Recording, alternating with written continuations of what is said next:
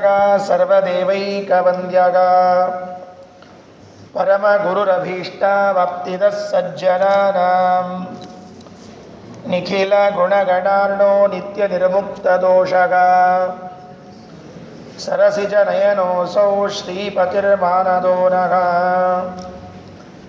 ಅಶೇಷವಾಜ್ಯಾಢ್ಯಮಲಾಪಹಂತ್ರೀ ನವಂ ನವಂ ಸ್ಪಷ್ಟಸುವಾಕ್ಪ್ರದಾಯಿನಿ ಮಮೇಘ ಜಿಹ್ವಾಗ್ರ ಸುರಂಗನರ್ತಕೀ ಭವಪ್ರಸನ್ನ ವದನೆ ಚ ಮೇ ಶ್ರೀಃ ವ್ಯಾಪ್ತಿರ್ಯಸ್ಯ ನಿಜೇ ನಿಜೇನ ಮಘಸಾ ಪಕ್ಷೇ ಸಪಕ್ಷೇ ಸ್ಥಿತಿಃ ವ್ಯಾವೃತ್ತಿಶ್ಚ ವಿಪಕ್ಷತೋತ ವಿಷಯೇ ಸಕ್ತಿರ್ನ ವೈ ಬಾಧಿತೆ ನೈವಾಸ್ತಿ ಪ್ರತಿಪಕ್ಷಯುಕ್ತಿರತುಲಂ ಶುದ್ಧಂ ಪ್ರಮಾಣಂ ಸಮೇ ಭೂಯಾತ್ ತತ್ವವಿನಿರ್ಣಯಾಯ ಭಗವಾನ್ ಆನಂದತೀರ್ಥೋ ಮುನಿಃ ವಾಣಿತೆ ಕರವಾಣ್ಯಂಬ ಚರಣೋ ಹೃದಿ ಸರ್ವದಾ ಮದ್ವಾಕ್ಯ ಸರಣಿರ್ಭೂಯಾತ್ ಶ್ರೀಮದಾಚಾರ್ಯ ಭಾವಗ ನಮೋಸ್ತು ತಾತ್ವಿಕಾ ದೇವಾಗ ವಿಷ್ಣುಭಕ್ತಿಪರಾಯಣಾಗ ಧರ್ಮಮಾರ್ಗೇ ಪ್ರೇರಯಂತು ಭವಂತಃ ಸರ್ವ ಏವ ಹಿ ಯಸ್ಯ ವಾಕ್ ಕಾಮಧೇನುರ್ನಖ ಕಾಮಿತಾರ್ಥಾನ್ ಪ್ರಯಚ್ಛತಿ ಸೇವೇತಂ ಜಯ ಯೋಗೀಂದ್ರಂ ಕಾಮಬಾಣಚ್ಛಿದಂ ಸದಾ ಅಸ್ಮದ್ಗುರು ಸಮಾರಂಭಾಂ ಟೀಕಾಕೃತ್ಪಾದಮಧ್ಯಗಾಂ ಶ್ರೀಮದಾಚಾರ್ಯ ಪರ್ಯಂತಾಂ ವಂದೇ ಗುರುಪರಂಪರಾಂ ಪೃಥ್ವೀಮಂಡಲ ಮಧ್ಯಸ್ಥಾಃ ಪೂರ್ಣಬೋಧಮತಾನುಗಾಃ ವೈಷ್ಣವ ವಿಷ್ಣುಹೃದಯಾಃ ತಾನ್ ನಮಸ್ಸೇ ಗುರೂನ್ ಮಮ ಆಪಾದಮೌಳಿಪರ್ಯಂತಂ ಗುರುಣಾಮಾಕೃತಿಂ ಸ್ಮರೇತ್ ತೇನ ವಿಘ್ನಾಃ ಪ್ರಣಶ್ಯಂತಿ ಸಿದ್ಧ್ಯಂತಿ ಚ ಮನೋರಥಾಃ ಶ್ರೀ ಗುರುಭ್ಯೋ ನಮಃ ಹರಿ ಓಂ ಕಾಂತಾಯ ಕಲ್ಯಾಣ ಗುಣೈಕಧಾಮ್ನೇ ನವದ್ಯುನಾಥ ಪ್ರತಿಮಪ್ರಭಾಯ ನಾರಾಯಣಾಯ ಅಖಿಲ ಕಾರಣಾಯ ಶ್ರೀ ಪ್ರಾಣನಾಥಾಯ ನಮಸ್ಕರೋಮಿ ಶ್ರೀವಲ್ಲಭಾಜ್ಞಾಂ ಸಸುರೇಂದ್ರಯಾಂಚಾಂ ಸಂಭಾವ್ಯ ಸಂಭಾವ್ಯತಮಂ ತ್ರಿಲೋಕ್ಯಾಂ ಪ್ರಾಣೇಶ್ವರ ಪ್ರಾಣಿಗಣ ಪ್ರಣೇತ ಗುರುಸ್ಸತಾಂ ಕೇಸರಿಣೋ ಗೃಹೇ ಭೂತ್. ಸ್ವಸ್ತಿ ಅಸ್ತು. ಆಚಾರ್ಯರ ಪರಮ ಪಾವನವಾದ ಚರಿತ್ರೆ, ಮಂಗಳ ಚರಿತ್ರೆಯನ್ನು ಶ್ರವಣ ಮಾಡುವುದಕ್ಕೆ ನಾವೆಲ್ಲ ಉತ್ಸುಕತೆಯಿಂದ ಇಲ್ಲಿ ಸೇರಿದ್ದೇವೆ. 2 ದಿನಗಳ ಪ್ರವಚನ ಮಾಲಿಕೆ ಮುಕ್ತಾಯವಾಗಿದೆ. ಇವತ್ತು 3ನೇ ದಿನದಂದು ಪ್ರವೇಶ ಮಾಡ್ತಾ ಇದ್ದೇವೆ. ಪಂಡಿತಾಚಾರ್ಯರು ವಾಯುದೇವರ ಸ್ತೋತ್ರವನ್ನು ಮಾಡ್ತಾ ಇರುವಾಗ ಹಿಂದಿನ ಅವತಾರಗಳನ್ನು ಸೇರಿಸಿಕೊಂಡು ಸ್ತೋತ್ರ ಮಾಡ್ತಾರೆ. ಈ ಹಿಂದೆ ಮಧ್ವಾಚಾರ್ಯರು ಏನಾಗಿದ್ರು ಅಂತನ್ನುವುದನ್ನು ನಮ್ಮ ಗಮನಕ್ಕೆ ತರ್ತಾ ಇದ್ದಾರೆ. ನಾವೆಲ್ಲ ಆಚಾರ್ಯರ ಶಿಷ್ಯರು, ಅನುಯಾಯಿಗಳು. ನಮಗೆ ಅವರ ಕೃಪೆಯಾಗಬೇಕಾಗಿದ್ದರೆ ಅವರ ಸ್ವರೂಪದ ಸರಿಯಾದ ಜ್ಞಾನ ಇರಬೇಕು. ಶ್ರೀಮದ್ ಜೈತೀರ್ಥರು ಶ್ರೀಮನ್ ನ್ಯಾಯಸುಧಾ ಗ್ರಂಥದಲ್ಲಿ ಹೇಳುವಾಗ ಒಂದು ಮಾತನ್ನು ಹೇಳ್ತಾರೆ. ಭಗವಂತನ ಸ್ವರೂಪವನ್ನು ನಾವು ಹೇಗೆ ಸರಿಯಾಗಿ ತಿಳಿದುಕೊಳ್ಳಬೇಕೋ, ಭಗವಂತನನ್ನು ಸರಿಯಾಗಿ ತಿಳಿದುಕೊಂಡಾಗ ಹೇಗೆ ನಮಗೆ ಮೋಕ್ಷಾದಿ ಪುರುಷಾರ್ಥಗಳಾಗುತ್ತದೆಯೋ ಅದೇ ರೀತಿಯಾಗಿ ವಾಯುದೇವರ ಜ್ಞಾನವನ್ನು ಯಥಾರ್ಥವಾಗಿ ಮಾಡಿಕೊಳ್ಳಬೇಕು. ವಾಯುದೇವರ ಬಗ್ಗೆ ಸರಿಯಾಗಿ ತಿಳಿದುಕೊಳ್ಳದೆ ಹೋದರೆ ನಮಗೆ ಸಿಗಬೇಕಾದ ಫಲಗಳೇನಿವೆಯಲ್ಲ, ಪುರುಷಾರ್ಥಗಳೇನಿವೆಯಲ್ಲ, ಅವುಗಳೆಲ್ಲ ಸಿಗೋದಿಲ್ಲ, ಅಥವಾ ಸಿಕ್ಕರೂ ಫಲಕಾರಿಯಾಗೋದಿಲ್ಲ. ಹಾಗಾಗಿ ವಾಯುದೇವರನ್ನು ಯಥಾರ್ಥವಾಗಿ ತಿಳಿಯಬೇಕಾದದ್ದು ನಮ್ಮೆಲ್ಲರ ಕರ್ತವ್ಯ ಹೌದು. ಅದನ್ನು ವರ್ಣಿಸಲಿಕ್ಕೆ ಕುಳಿತಿರುವಂತಹ ಪಂಡಿತಾಚಾರ್ಯರ ಕರ್ತವ್ಯವೂ ಹೌದು ಅನ್ನುವುದಕ್ಕಾಗಿ ವೇದೋಕ್ತವಾದ ವಾಯುದೇವರ ಹಿಂದಿನ ಅವತಾರಗಳ ಮಹಿಮೆಯನ್ನು ಹೇಳಲಿಕ್ಕೆ ಪ್ರಾರಂಭ ಮಾಡ್ತಾರೆ. ಹನುಮದವತಾರ, ಭೀಮಾವತಾರ, ಮಧ್ವಾವತಾರಗಳು, 3 ಅವತಾರಗಳು ವೇದೋಕ್ತವಾದದ್ದು, ಪ್ರಸಿದ್ಧವಾದದ್ದು. ಈ 9ನೇ ಶ್ಲೋಕದಿಂದ ಪ್ರಾರಂಭ ಮಾಡಿಕೊಂಡು ಮುಂದೆ 27ನೇ ಶ್ಲೋಕದವರೆಗೂ ಕೂಡ ವಾಯುದೇವರ ಮೊದಲ ಅವತಾರದ ಮಹಿಮೆ, ಹನುಮದವತಾರದ ಚರಿತ್ರೆಯನ್ನು ಹೇಳುತ್ತಾರೆ. ಹನುಮಂತ ಅಂದರೆ ಏನು? ಮೊದಲನೇದ್ದು, ನಮಗೆ ಹನುಮಂತ ಅಂತಂದಾಗೆಲ್ಲ ತಲೆಯಲ್ಲಿ ಬರೋದು ಅದೊಂದೇನೋ ವಾನರ ರೂಪ ನಮಗೆ ತಲೆಯಲ್ಲಿ ಬರ್ತಿರ್ತದೆ. ಯಾಕೆ ಅಂದರೆ ನಮಗೆ ಹನುಮಂತ ಅಂದಾಗೆಲ್ಲ ನಮಗೆ ಅಭ್ಯಾಸ ಮಾಡಿಸಿದ್ದು ಅದನ್ನು, ನೋಡು ಅಲ್ಲಿ, ನೋಡು ಇಲ್ಲಿ ಅಂತ ಹೇಳಿ. ಪ್ರಾಯ ಇವತ್ತು ನಾವು ಯಾವ ಹನುಮಂತ ದೇವರ ಗುಡಿಗೆ ಹೋದರೂ ಅಲ್ಲಿರೋ ಪ್ರತಿಮೆ ವಾನರ ರೂಪದಲ್ಲಿರುವಂತಹ ಪ್ರತಿಮೆ. ಹೌದು, ವಾಯುದೇವರು ವಾನರ ರೂಪದಲ್ಲಿ ಅವತಾರ ಮಾಡಿದ್ದಾರೆ. ಆದರೆ ಹನುಮಂತ ಎಂಬ ಶಬ್ದಕ್ಕೆ ಆ ರೂಪ ಅಂತ ಅರ್ಥ ಅಲ್ಲ, ಹಾಗರ್ಥ ಇಲ್ಲವೇ ಇಲ್ಲ. ಹನುಮಂತ ಯಾರಲ್ಲಿ ಅವತಾರ ಮಾಡಿ ಬಂದ? ತಂದೆ ತಾಯಿಗಳು ಯಾರು? ಇದನ್ನು ನಾವು ವರ್ಷಗಳಿಂದ ಕೇಳ್ತಾ ಬಂದಿದ್ದೇವೆ. ನಾವು ಕೇಳದೇ ಇರುವ ಅಂಶವನ್ನ ನಾರಾಯಣ ಪಂಡಿತಾಚಾರ್ಯರು ಭಾವಪ್ರಕಾಶಿಕಾದಲ್ಲಿ ಅವರ ಸುಮಧ್ವ ವಿಜಯದ ವ್ಯಾಖ್ಯಾನದಲ್ಲಿ ತಿಳಿಸಿ, ಇದು ಒಂದು ಅಂಶ ನಿಮ್ಮ ಜ್ಞಾನದಲ್ಲಿ ಸೇರ್ಪಡೆಯಾಗಲಿ ಅಂತ ಹೇಳ್ತಾರೆ. ಇದನ್ನು ನೀವು ಕೇಳಿಲ್ಲ, ನಿಜವಾಗಿಯೂ ಇದನ್ನು ನೀವು ಕೇಳಿಲ್ಲ, ಇದನ್ನು ಕೇಳಿಸಿಕೊಳ್ಳ್ರಿ ಅಂತ ಬಹಳ ಆದರದಿಂದ ಉತ್ಸಾಹದಿಂದ ನಮಗೆಲ್ಲ ತಿಳಿಸಿಕೊಡ್ತಾರೆ. ಯಾವ ಅಂಶಗಳು ಅಂತ ಮುಂದೆ ನೋಡೋಣ. ಹನುಮಂತ ಅಂದರೆ ಏನು? ಸಾಮಾನ್ಯವಾಗಿ ಹನು ಅಂದರೆ ಗದ್ದ. ಈ ಭಾಗಕ್ಕೆ ಸಂಸ್ಕೃತದಲ್ಲಿ ಹನು ಅಂತ ಕರೀತಾರೆ. ಹನುಮಾನ್ ಅಂದರೆ ಗದ್ದೆ ಇದ್ದವನು ಅಂತ ಅರ್ಥ. ಹೀಗೊಂದು ಹೆಸರಿಡ್ತಾರ ಯಾರಾದರೂ? ಮಕ್ಕಳಿಗೆ ಗದ್ದ ಇದ್ದವನು ಅಂತ ಯಾರಾದರೂ ಹೆಸರಿಟ್ಟಾರ? ಇಲ್ಲ. ಹಾಗಿದ್ರೆ ಈ ಹನುಮಂತ ಎನ್ನುವ ಹೆಸರಿನ ಸಾರ್ಥಕತೆ ಏನು? ಬಾಲಕನಾಗಿದ್ದಾಗ ಹನುಮ ಮಾಡಿದ ಪರಾಕ್ರಮಗಳು, ಅದ್ಭುತವಾದ ಲೀಲೆಗಳು ಏನು? ನಾವು ಸಾಮಾನ್ಯವಾಗಿ ಕೃಷ್ಣನ ಬಾಲಲೀಲೆಗಳನ್ನು ಕೇಳಿರ್ತೇವೆ, ಹನುಮನ ಬಾಲಲೀಲೆಗಳನ್ನು ಕೇಳಿರೋದಿಲ್ಲ. ಹನುಮನ ಬಾಲಲೀಲೆಗಳು ಯಾವುದು? ಇದನ್ನು ಪಂಡಿತಾಚಾರ್ಯರು ವರ್ಣನೆ ಮಾಡಲಿಕ್ಕೆ ಹೊರಡುತ್ತಾರೆ ಮುಂದೆ. ನಿನ್ನೆ ಹೇಳುವಾಗ ಒಂದು ಮಾತು ಹೇಳಿದ್ದೆ, ಶ್ಲೋಕ ಹಿಂದೆ ಮುಂದೆ ಹೇಳುವಾಗ ಒಂದು ಶ್ಲೋಕ ಹಿಂದೆ ಮುಂದೆ ಆಗಿತ್ತು. ಉಚ್ಚಾವಚಾಗೇನ ಸಮಸ್ತ ಚೇಷ್ಟಾ ಕಿಂ ತತ್ರ ಚಿತ್ರಂ ಚರಿತಂ ನಿವೇದ್ಯಂ ಕಿಂತೂತ್ತಮ ಶ್ಲೋಕ ಶಿಖಾಮಣೀನಾಂ ಮನೋವಿಶುದ್ಧೈ ಚರಿತಾನುವಾದ. ವಾಯುದೇವರ ಒಂದು ಮಹಿಮೆಯನ್ನು ಕೇಳುವಾಗ ನಮ್ಮ ಮನಸ್ಸಿನಲ್ಲಿ ಬರಬೇಕಾದದ್ದೇನು? ಇದರಿಂದ ನನ್ನ ಮನಸ್ಸು ಶುದ್ಧವಾಗಲಿ. ಯಾವುದೇ ಇವತ್ತು ಇಡೀ ಪ್ರವಚನವನ್ನು ಕೇಳಿ ಹೋಗುವಾಗ ನಾವೇನು ಸಮರ್ಪಣೆ ಮಾಡಬೇಕು, ಏನು ದೇವರಲ್ಲಿ ಕೇಳ್ಕೊಳ್ಬೇಕು, ವಾಯುದೇವರಲ್ಲಿ ಕೇಳ್ಕೊಳ್ಬೇಕು ಅಂದರೆ, ಇಷ್ಟೇನು ನಿಮ್ಮ ಮಹಿಮೆಯನ್ನು ಕೇಳಿದ್ದೇವೆ, ನಮ್ಮ ಮನಸ್ಸು ಸ್ವಚ್ಛವಾಗಲಿ. ಮನಯೇವ ಹಿ ಮನುಷ್ಯಾಣಂ ಕಾರಣಂ ಬಂಧಮೋಕ್ಷಯೋ. ನಮಗೆ ಬಂಧನಕ್ಕೆ ಹಾಕುವುದು ಇದೇ ಮನಸ್ಸು, ನಮಗೆ ಬಂಧನದಿಂದ ಬಿಡುಗಡೆ ಮಾಡುವುದು ಇದೇ ಮನಸ್ಸು. ಈ ಮನಸ್ಸು ಶುದ್ಧವಾಗಬೇಕಾಗಿದ್ದರೆ ವಾಯುದೇವರ ಅನುಗ್ರಹ ಕಾರಣ ಆಗಬೇಕು. ಅದು ಇಲ್ಲಾಂದ್ರೆ ಆಗೋದಿಲ್ಲ. ಅದಕ್ಕೆ ವಾಯುದೇವರ ಚರಿತ್ರೆಯನ್ನು ಕೇಳಿದಾಗ ಮನೋವಿಶುದ್ಧೈ ಚರಿತ ಅನುವಾದ. ನಿಮಗೊಂದು ಸಣ್ಣ ಮಾಹಿತಿಯನ್ನು ಕೊಟ್ಟು ಮುಂದೆ ಹೊರಡುತ್ತೀನಿ. ಈ ಊರಿನಲ್ಲಿ ಹಿಂದಕ್ಕೊಬ್ಬರು ವಿದ್ವಾಂಸರಿದ್ದರು, ತೆರಗುಂಡಿ ಗೋಪಾಲಕೃಷ್ಣಾಚಾರ್ಯ ಅಂತ ಹೇಳಿ. ಅವರದ್ದು ಇಲ್ಲೊಂದು ಮಾಧ್ವ ವಿದ್ಯಾಪೀಠ ಅಂತಿದೆ, ಕೃಷ್ಣಮಠ ಅಂತ ಇದೆ. ಅವರು ವಿದ್ಯಾಮಾನ್ಯ ತೀರ್ಥ ಶ್ರೀಪಾದಂಗಳವರ ಶಿಷ್ಯರು. ಅವರು ಈ ಇಡೀ 16 ಸರ್ಗವನ್ನು ಕನ್ನಡದಲ್ಲಿ ಭಾಮಿನಿ ಷಟ್ಪದಿಯಲ್ಲಿ ಮಾಡಿದ್ದಾರೆ, ಸುಮಧ್ವ ವಿಜಯವನ್ನು. ಎಷ್ಟು ಅದ್ಭುತ ಇದೆ ಅಂದರೆ, ಹರಿಕಥಾಮೃತ ಸಾರವನ್ನು ಹೇಗೆ ಭಾಮಿನಿ ಷಟ್ಪದಿಯಲ್ಲಿ ಕೇಳಿದಾಗ ನಮಗೆ ಆನಂದ ಆಗುತ್ತೋ ಅಷ್ಟೇ ಆನಂದ ಈ ಸುಮಧ್ವ ವಿಜಯದ ಶ್ಲೋಕಗಳನ್ನು ಕೇಳಿದಾಗತ್ತೆ. 1ನೇ ಶ್ಲೋಕದಿಂದ ನಮಸ್ತೆ ಪ್ರಾಣೇಶ ಇತಿ ನಿಗದಿತವಂತಹ ಅನ್ನುವರೆಗೂ ಕೂಡ 1008 ಪದ್ಯಗಳನ್ನು ಭಾಮಿನಿಯ ಷಟ್ಪದಿಯಲ್ಲಿ ಮಾಡಿದ್ದಾರೆ. ಬಹಳ ಸೊಗಸಾಗಿದೆ. ನಾನು ಹಿಂದಕ್ಕೆ ಯಾವಾಗೋ ಒಂದು ಸರ್ತಿ ನೋಡುವಾಗ ಅದು ಕಣ್ಣಿಗೆ ಬಿದ್ದಿತ್ತು. ಅದಕ್ಕೆ ಇವಾಗ ಪ್ರಸಂಗ ಇದೆ, ಅಲ್ಲಲ್ಲಿ ಎಲ್ಲ ಹೇಳಲಿಕ್ಕೆ ಆಗದೇ ಇದ್ದರೂ ಕೂಡ ಯಾವುದಾದ್ರೂ ಆಗಾಗ ಈಗಾಗ ಹೇಳೋಣ ಅಂತ ಅಂದ್ಕೊಂಡಿದ್ದೇನೆ. ಅವರು ಮಾಧ್ವ ವಿದ್ಯಾಪೀಠ ಸ್ಥಾಪನೆ ಮಾಡಿ ವಿದ್ಯಾರ್ಥಿಗಳಿಗೆಲ್ಲ ಅನುಕೂಲ ಆಗಲಿ, ಅನೇಕ ಜನ ವಿದ್ವಾಂಸರು ಪಾಠ ಪ್ರವಚನ ಮಾಡ್ತಾರೆ, ಎಲ್ಲ ಇದೆ ಅಲ್ಲಿ. ಯಾಕೆ ಹೇಳಿದೆ ಅಂದರೆ, ಸುಮಧ್ವ ವಿಜಯವನ್ನು ಕನ್ನಡದ ಭಾಮಿನಿಯ ಷಟ್ಪದಿಯಲ್ಲಿ ಇದೆ ಅಂತ ಗೊತ್ತಿಲ್ಲ ನಮಗೆ ಎಷ್ಟೋ ಜನರಿಗೆ.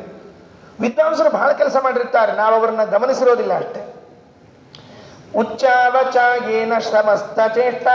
ಈ ಶ್ಲೋಕ ಇದೆಯಲ್ಲ, ಇದು ನೋಡ್ರಿ ಕನ್ನಡದಲ್ಲಿ ಎಷ್ಟು ಸುಲಭವಾಗಿ ಮಾಡಿದ್ದಾರೆ, ಓದ್ತೀನಿ. ಉಚ್ಚ ಸೂಕ್ಷ್ಮ ಸಮಸ್ತ ಕಾರ್ಯಗಳು ಅಚ್ಯುತನ ಪ್ರೀತ್ಯರ್ಥ ಮಾರುತ ಮೆಚ್ಚಿ ಮಾಡುವ ನೆಲ್ಲವಿವು ಪರಮಾದ್ಭುತಗಳಿರಲು ನಿಚ್ಚಳದಲಿದು ಚಿತ್ರವೆನ್ನುವುದು ಹುಚ್ಚ ಮಾತಿದು ಶ್ರೇಷ್ಠ ಶ್ಲೋಕರಳು ಉಚ್ಚ ಶ್ರೀಮಾರುತನ ಚರಿತೆಯ ಕಥನ ಶುದ್ಧಿಗಳೈ. ಯಾವ ಶಬ್ದ ಅರ್ಥ ಆಗೋದಿಲ್ಲ ಅನ್ನೋಂಗಿಲ್ಲ. ಉಚ್ಚ ನೀಚ ಅಂತ ಉಚ್ಚಾವಚ ಅಂತ ಇದ್ರೆ ಅವರು ಕನ್ನಡದಲ್ಲಿ ಭಾಷಾಂತರ ಮಾಡುವಾಗ ಉಚ್ಚ ಸೂಕ್ಷ್ಮ ಸೂಕ್ಷ್ಮ ಕಾರ್ಯಗಳು ಅಂತ ಮಾಡ್ತಾರೆ. ನಾನು ಅದಕ್ಕೆ ನಿನ್ನೆ ಹೇಳಿದೆ ಸೂಕ್ಷ್ಮ ಅಂತ ಅನ್ಕೊಂಡೆ. ಅದನ್ನು ಉಚ್ಚ ನೀಚ ಅಲ್ಲ, ಉಚ್ಚ ಸೂಕ್ಷ್ಮ ಕಾರ್ಯಗಳು. ಅಷ್ಟು ಸಣ್ಣದಾದ ಕಾರ್ಯಗಳನ್ನು ಪ್ರಾಯ ನಾವು ಮಾಡ್ಲಿಕ್ಕೆ ಸಾಧ್ಯ ಇಲ್ಲ, ಅಷ್ಟು ದೊಡ್ಡ ಕಾರ್ಯಗಳನ್ನು ಮಾಡ್ಲಿಕ್ಕೆ ಸಾಧ್ಯ ಇಲ್ಲ. ಏನು ವಾಯುದೇವರು ದೊಡ್ಡ ಕಾರ್ಯವನ್ನ ಮಾಡಿದ್ದು, ಏನು ಸಣ್ಣ ಕಾರ್ಯ ಮಾಡಿದ್ದು? ನಿನ್ನೆ ಹೇಳುವಾಗ ಇಡೀ 16 ಸರ್ಗದಲ್ಲಿ ಹೀಗೆ ಬಂದಿದೆ ಅಂತ ಹೇಳಿದ್ದೇನೆ. ಅನಂತ ಜೀವರಾಶಿಗಳ ಉಸಿರಾಟವನ್ನ ಮಾಡಿಸ್ತಾರಲ್ಲ, ಇದು ಎಂತಹ ದೊಡ್ಡ ಕಾರ್ಯ ನಾವು ಅರ್ಥ ಮಾಡಿಕೊಳ್ಬೇಕು. 6 3 2 1,000 3 ಶತ ಶ್ವಾಸ ಜಪಗಳ 3 ವಿಧ ಜೀವರೊಳಗಬ್ಜ ಕಲ್ಪ ಪರ್ಯಂತ ತಾ ರಚಿಸಿ ಸಾತ್ವರಿಗೆ ಸುಖ ಸಂಸಾರ ಮಿಶ್ರರಿಗೆ ಅಧಮ ಜನರಿಗೆ ಅಪಾರ ದುಃಖಗಳೀವ ಗುರುಪವ ಮನಸಲಹೆಮ್ಮ. ಇದು ದೊಡ್ಡ ಕಾರ್ಯ. ಭಾವಿಸಿದ್ದೀರಾ? ಅಲ್ಲವೇ ಅಲ್ಲ, ದೊಡ್ಡ ಕಾರ್ಯ ಅಲ್ಲ ಇದು. ಏನ್ರಿ ಆಚಾರ್ಯ ದೊಡ್ಡ ಕಾರ್ಯ ಅಲ್ಲ ಅಂತೀರಿ? ಇಡೀ ಎಲ್ಲ ಜೀವರಾಶಿಗಳಲ್ಲಿ ಉಸಿರಾಟವನ್ನ ಮಾಡಿಸ್ತಾರೆ ಅನ್ನೋದು ದೊಡ್ಡ ಕಾರ್ಯ ಅಲ್ವಾ ಅಂದ್ರೆ ನಾನಂತೀನಿ ಅಲ್ಲ ಅಂತ. ಯಾಕೆ? ಉಸಿರಾಟ ಮಾಡಿಸೋ ದೊಡ್ಡ ಕೆಲಸ ಅಲ್ಲ, ಉಸಿರಾಟದ ಜೊತೆಗೆ ಅಷ್ಟು ಹಂಸ ಮಂತ್ರ ಜಪಗಳನ್ನ ಮಾಡ್ತಾರಲ್ಲ, ಇದು ದೊಡ್ಡದು. ನೆನಪಿಟ್ಟುಕೊಳ್ರಿ. 6 3 2 1,000 3 ಶತ ಶ್ವಾಸ ಜಪಗಳ, ಅದು ಶ್ವಾಸ ಜಪ, ಅದು ಬರೇ ಉಸಿರಾಟ ಅಲ್ಲ. ಉಸಿರಾಟ ಕಮ್ಮಾರನ ತಿದಿ ಮಾಡಿಸ್ತದೆ. ಅದನ್ನು ತಗೊಂಡು ಏನು ಮಾಡ್ಬೇಕು? ಕಬ್ಬಿಣ ಮಾಡೋ ವ್ಯಕ್ತಿ ಮನೆಯಲ್ಲಿ ಒಂದು ಹಿಂಗಿಂಗೆ ಎಳಿತಾ ಇದ್ರೆ ಬುಸ್ ಬುಸ್ ಅಂತ ಇರ್ತದೆ, ಉಸಿರು ಬಿಡ್ತಿರ್ತದೆ. ವಾಯುದೇವರ ಮಹಿಮೆ ಅದರಿಂದ ಹೇಳಬೇಕಾ? ವಾಯುದೇವರ ಮಹಿಮೆ ಹೌದು. ಅನಂತ ಜೀವರಾಶಿಗಳ ಉಸಿರಾಟವನ್ನ ಮಾಡಿಸ್ತಾರೆ ಅನ್ನೋದು ನಮ್ಮ ದೃಷ್ಟಿಗೆ ದೊಡ್ಡ ಮಹಿಮೆ. ಆದರೆ ನಾನು ಅದಕ್ಕಿಂತ ಮುಂದಿನ ಹೇಳ್ತೀನಿ. ಶ್ರೀಮದಾಚಾರ್ಯ ಹೇಳಿದ್ದು ಏನು ಹೇಳಿದರು?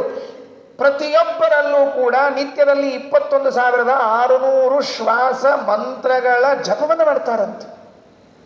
ನೆನಪಿಟ್ಕೋಬೇಕಲ್ಲ. ಎಷ್ಟು ಜಪ ಆಯಿತು? 1 ಆಯಿತೋ, 2 ಆಯಿತೋ, 3 ಆಯಿತೋ? ರಾಯರಿಗೆ ಪ್ರದಕ್ಷಿಣೆ ಹಾಕ್ತಿರ್ತೀವಿ, 5 ಆಗ್ಯದೋ 6 ಆಗ್ಯದೋ ಮರ್ತು ಹೋಗ್ಬಿಟ್ಟಿರ್ತೀವಿ.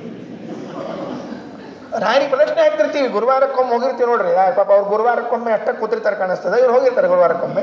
ಆ ಗುರುವಾರಕ್ಕೊಮ್ಮೆ ಹೋಗಿ ಹಿಂಗೆ ರಾಯರಿಗೆ ಅಷ್ಟು ಪ್ರದಕ್ಷಿಣೆ ಹಾಕ್ಬೇಕಾದ್ರೆ ಎಷ್ಟಾಯ್ತು? 7 ಆಯ್ತು, 6 ಆಯ್ತು. ಕಲ್ಲಿಟ್ಬಿಡ್ಬೇಕಾಗಿತ್ತು ನೋಡು ಅಂತೀವಿ. ಕಲ್ಲಿಡ್ತೀವಿ ಕೊನೆಗೆ ಎಣಿಸ್ಲಿಕ್ಕೆ. ಅದೂ ಇಲ್ಲ ಅಂದ್ರೆ ಅಲ್ಲಿ ಹಾಕಿರ್ತಾರಲ್ಲ ಡಬ್ಬಿ ಮೇಲೆ ಅಕ್ಕಿ ಕಾಳು ಇಡ್ತೀವಿ.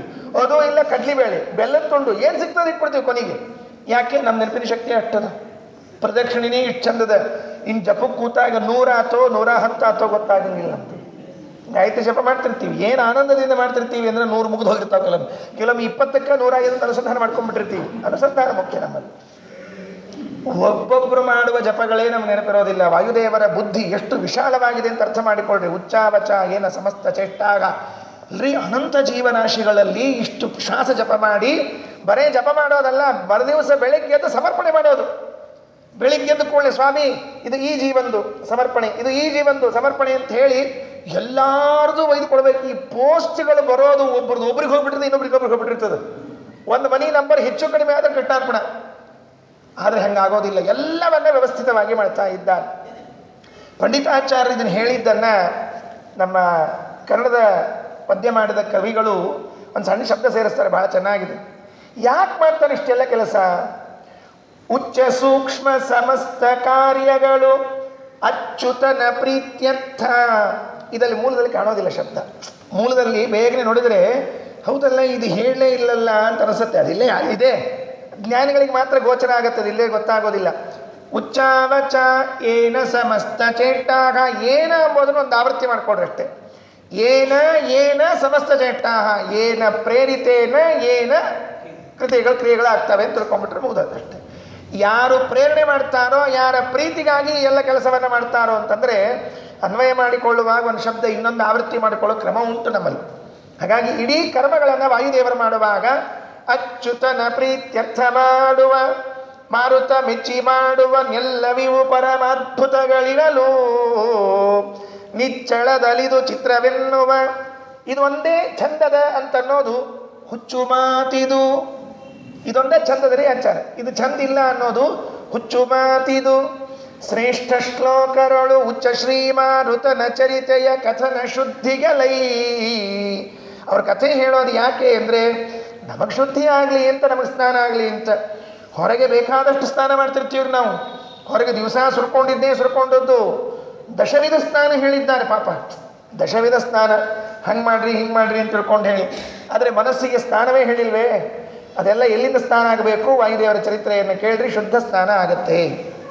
ಸುಮ್ಮನೆ ಕನ್ನಡ ಪದ್ಯ ನಿನ್ನೆ ಹೇಳಬೇಕಾದದ್ದು ಬಿಟ್ಟು ಹೋಗಿತ್ತು ಅಂತ ನೆನಪು ಮಾಡಿಕೊಂಡು ಹೇಳಿದೆ ಅಷ್ಟೆ. ಇವತ್ತು ಮುಂದೆ ಹೊರಡೋಣ. ಹನುಮದವತಾರ ಪ್ರಾರಂಭ. ಹನುಮದವತಾರದಲ್ಲಿ 9ನೇ ಶ್ಲೋಕಕ್ಕೆ ಪ್ರಾರಂಭ, 27ರವರೆಗೆ ಹನುಮದವತಾರ. ನೋಡ್ತಾ ಹೋಗೋಣ ಏನೇನು ಬರ್ತದೆ ಅಂತ ಹೇಳಿ. ಮೊದಲು ಹನುಮದ ಅವತಾರ ಆಯಿತು ಅಂತ ಹೇಳ್ತಾರೆ. ಅಪ್ಪ ಅಮ್ಮ ಯಾರ್ಯಾರು ಎಲ್ಲ ನಿಮ್ಗೆ ಗೊತ್ತಾಗ್ಬಿಟ್ಟಿದೆ ಈಗಾಗಲೇ. ಸಸ್ಪೆನ್ಸ್ ಏನಿಲ್ವೇ ಇಲ್ಲ ಅದರಲ್ಲಿ. ಸಸ್ಪೆನ್ಸ್ ಇರ್ಬೇಕ್ರಿ ಉಪನ್ಯಾಸದಲ್ಲಿ, ಅಂದರೆ ಕೇಳ್ತಿರ್ತಾರೆ. ಎಲ್ಲ ಓಪನ್ ಆಗಿಟ್ಬಿಟ್ರೆ ಯಾರು ಕೇಳೋರೇ ಇಲ್ಲ. ಶ್ರೀವಲ್ಲಭಾಜ್ಞಾಂ ಸಸುರೇಂದ್ರ ಯಾಂಚಾಂ ಸಂಭಾವ್ಯ ತಮಾಂ ತ್ರಿಲೋಕ್ಯಾಂ ಪ್ರಾಣೇಶ್ವರ ಪ್ರಾಣಿಗಣ ಪ್ರಣೇತ ಗುರುಸ್ಸತಾಂ ಕೇಸರಿಣೋ ಗೃಹೇ ಭೂತ್. ತಂದೆ ಹೆಸರು ಕೇಸರಿ, ಕೇಸರಿಯ ಮಗನಾಗಿ ಹುಟ್ಟಿ ಬಂದಿದ್ದಾರೆ. ಗೊತ್ತಾಚಾರ ನಮಗೆ ರಗಡ್ಸಲ ಕೇಳಿ.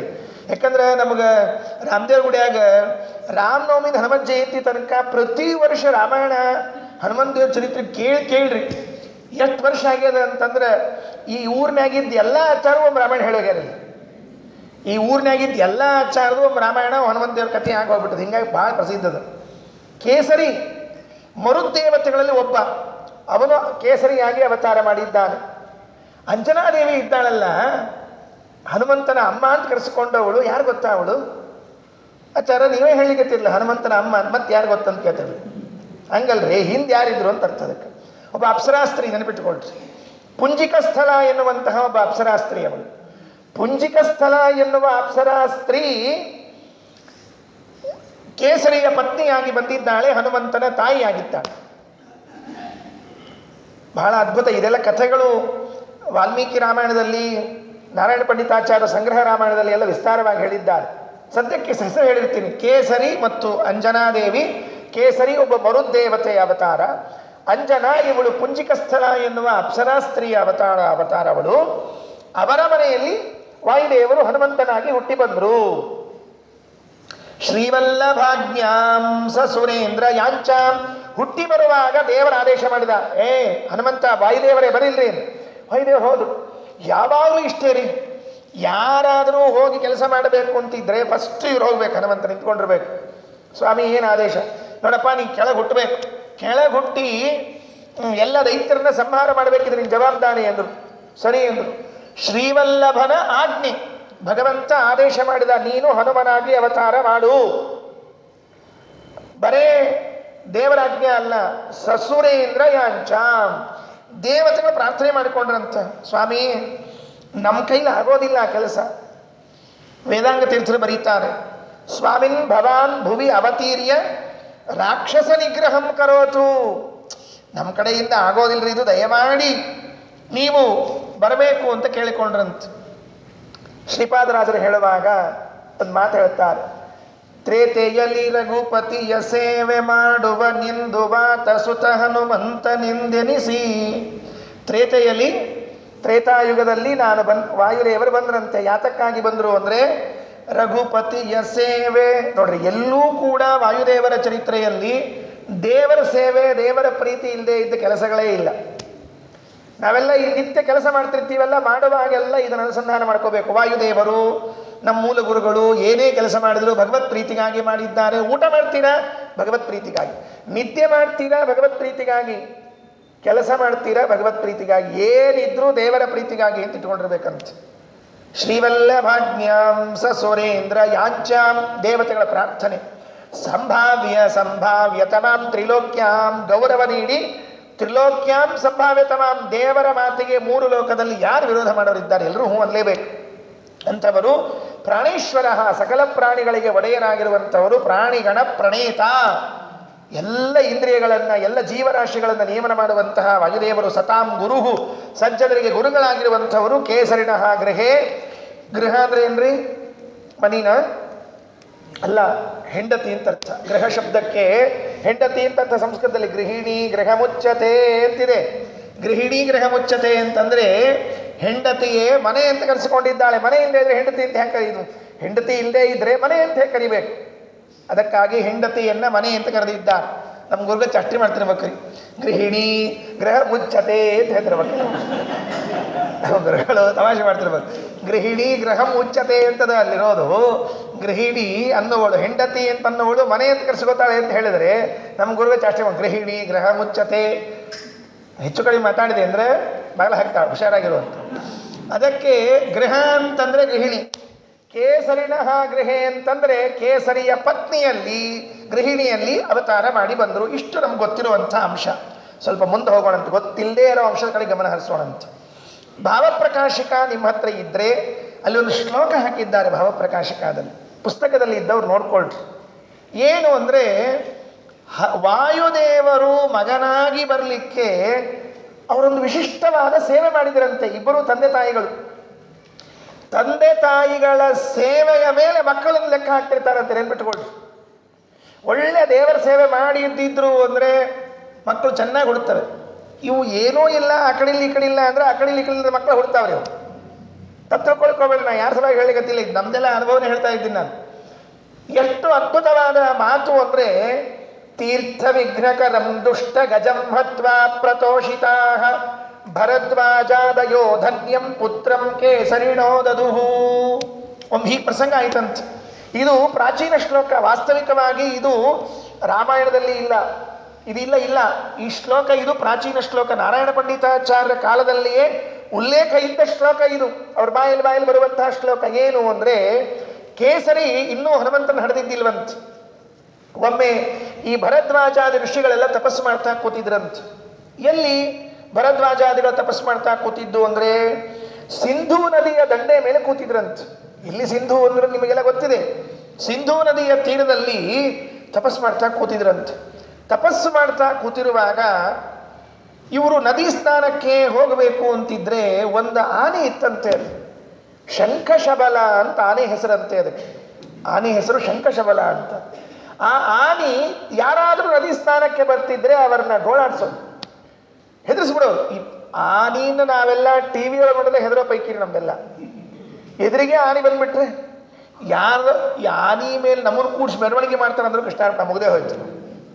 ಸ್ವಾಮಿಗಳು ಹೆಂಗೆ ಕೂತಿರ್ತಾರೋ ಏನಪ್ಪ ಆನೆ ಮೇಲೆ. ನಮಗೆ ಎದಿನೇ ಡಬ್ಬ ಶುರು ಆಗ್ಬಿಡ್ತು. ಆನೆ ನೋಡಿಕೊಳ್ಳಿ ಕೈ ಕಾಲಿಗೆ ಶುರು ಆಗ್ಬಿಡ್ತು. ಅಂಥದ್ದು ಆ ಆನೆ ದೈತ್ಯ, ಒಬ್ಬ ದೈತ್ಯ, ಅವನು ಶಂಖಶಬಲ ಎನ್ನುವಂತಹ ದೈತ್ಯ ಒಂದು ಆನೆಯಾಗಿ ಬಂದಿದ್ದಾನೆ. ಭರದ್ವಾಜರು ಬೇರೆ ಬೇರೆ ಋಷಿಗಳೆಲ್ಲ ಸಿಂಧು ನದಿ ಸ್ನಾನಕ್ಕೆ ಹೋಗ್ಬೇಕು. ಸ್ನಾನಕ್ಕೆ ಹೋಗ್ತಾ ಇದ್ರೆ ಈ ಆನೆ ಬರೋದು. ಅವರು ಸ್ನಾನ ಮಾಡ್ತಾ ಕೂತಿದ್ದು ಇದ್ದಕ್ಕಿದ್ದಂಗೆ ಅಂತ ಓಡ್ಕೊಂಡು ಬಂದ್ಬಿಡೋದು. ರೀ ಯಾರಿಗೆ ಭಯ ಆಗೋದಿಲ್ಲ ಹೇಳಿ ನೋಡಂತೆ.